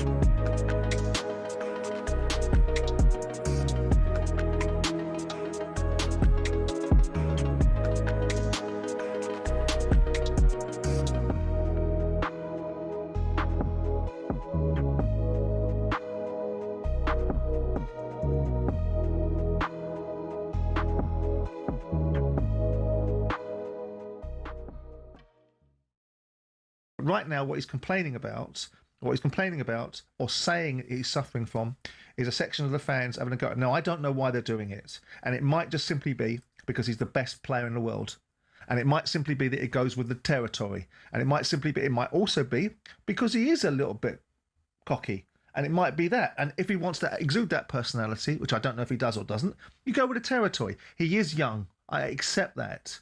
And I accept that it comes with a degree of experience that can say, let it go over your head. But it's quite sad, though, when he says the reception he got in Rotterdam, because he was playing the Dutchman Van Veen, was the worst I have experienced. But his mindset going forward was, I'll just expect the worst. I mean, that is quite sad for a 19-year-old. Well, what does he want? Okay, what does he want then? Unadulterated love? How about the crowd behaving themselves? But that's not, you can't control the crowd. You can't control the way that people react to you. I mean, we all hear the darts is fun, and they all get into all their fancy dressing of it. It's fun, it's a laugh, it's wonderful being there. How about also reining it in for the purpose of this conversation, we could say that across a variety of sports, couldn't we? For the purpose of this conversation, is there any reason, in your mind's eye, whilst you're advancing the case of great sympathy for him, Is there any reason why the crowd have gone against him? Well, because of his altercation that he's had with Van Veen. Okay. And he's in Van Veen's territory, Rotterdam. So he's a big boy that can take the mickey out of these opponents by giving it they're crybabies. It might well be about his appearances.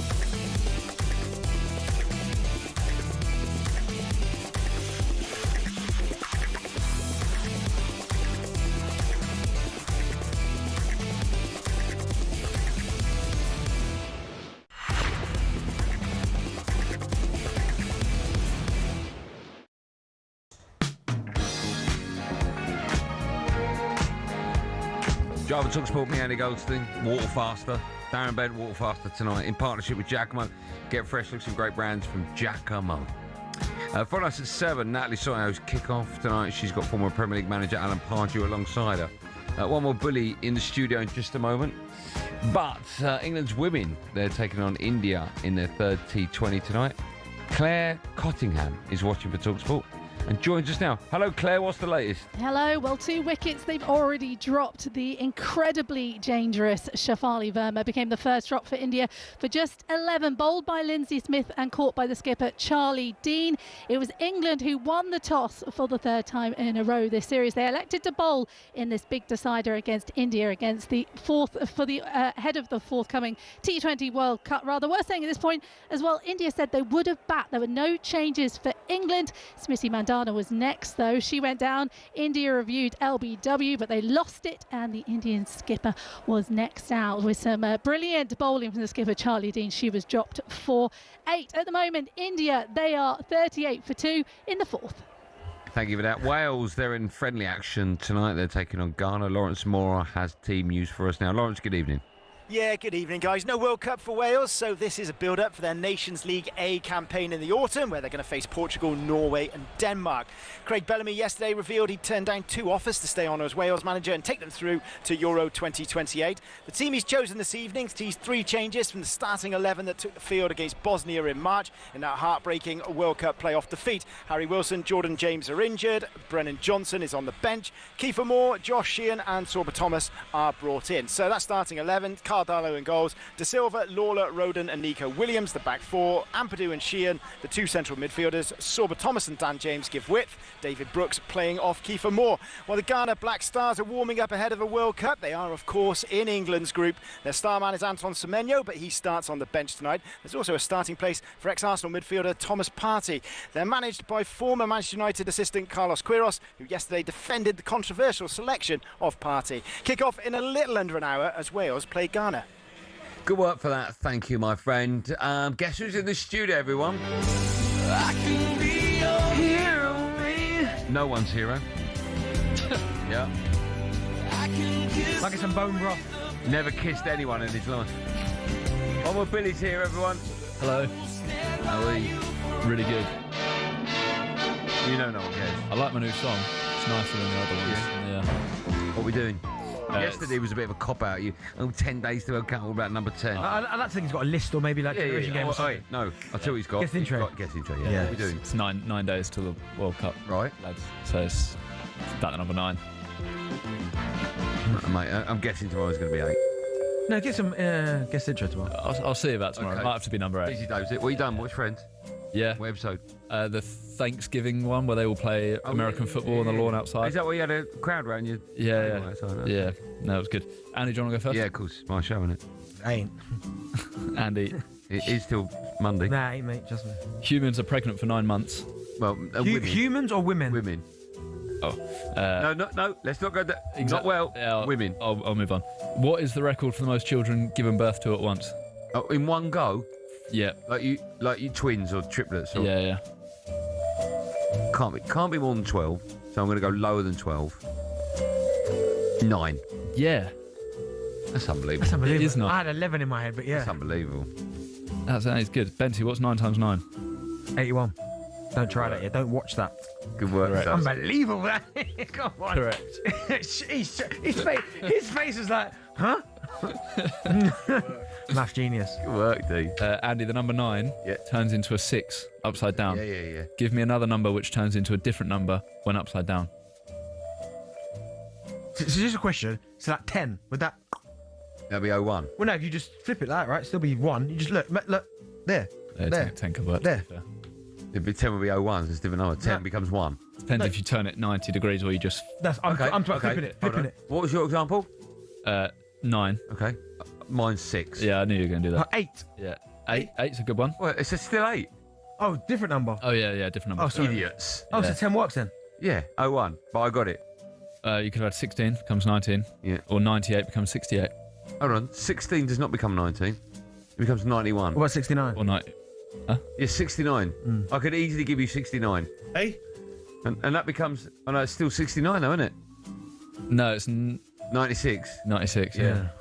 I could still give you 69, it's fine. Some blokes just walk down the gangways with a full 14-inch pizza. Benty, what's the square root of 9? Oh, 3. Yeah, good boy. Go on. Hey, John, look at actually. Under the desk, I'm going. What's 3 under the desk? What's the matter with you? I'd be honest, some better questions for me, not this. Andy, what's the world record for the fastest ever round of 9 holes of golf?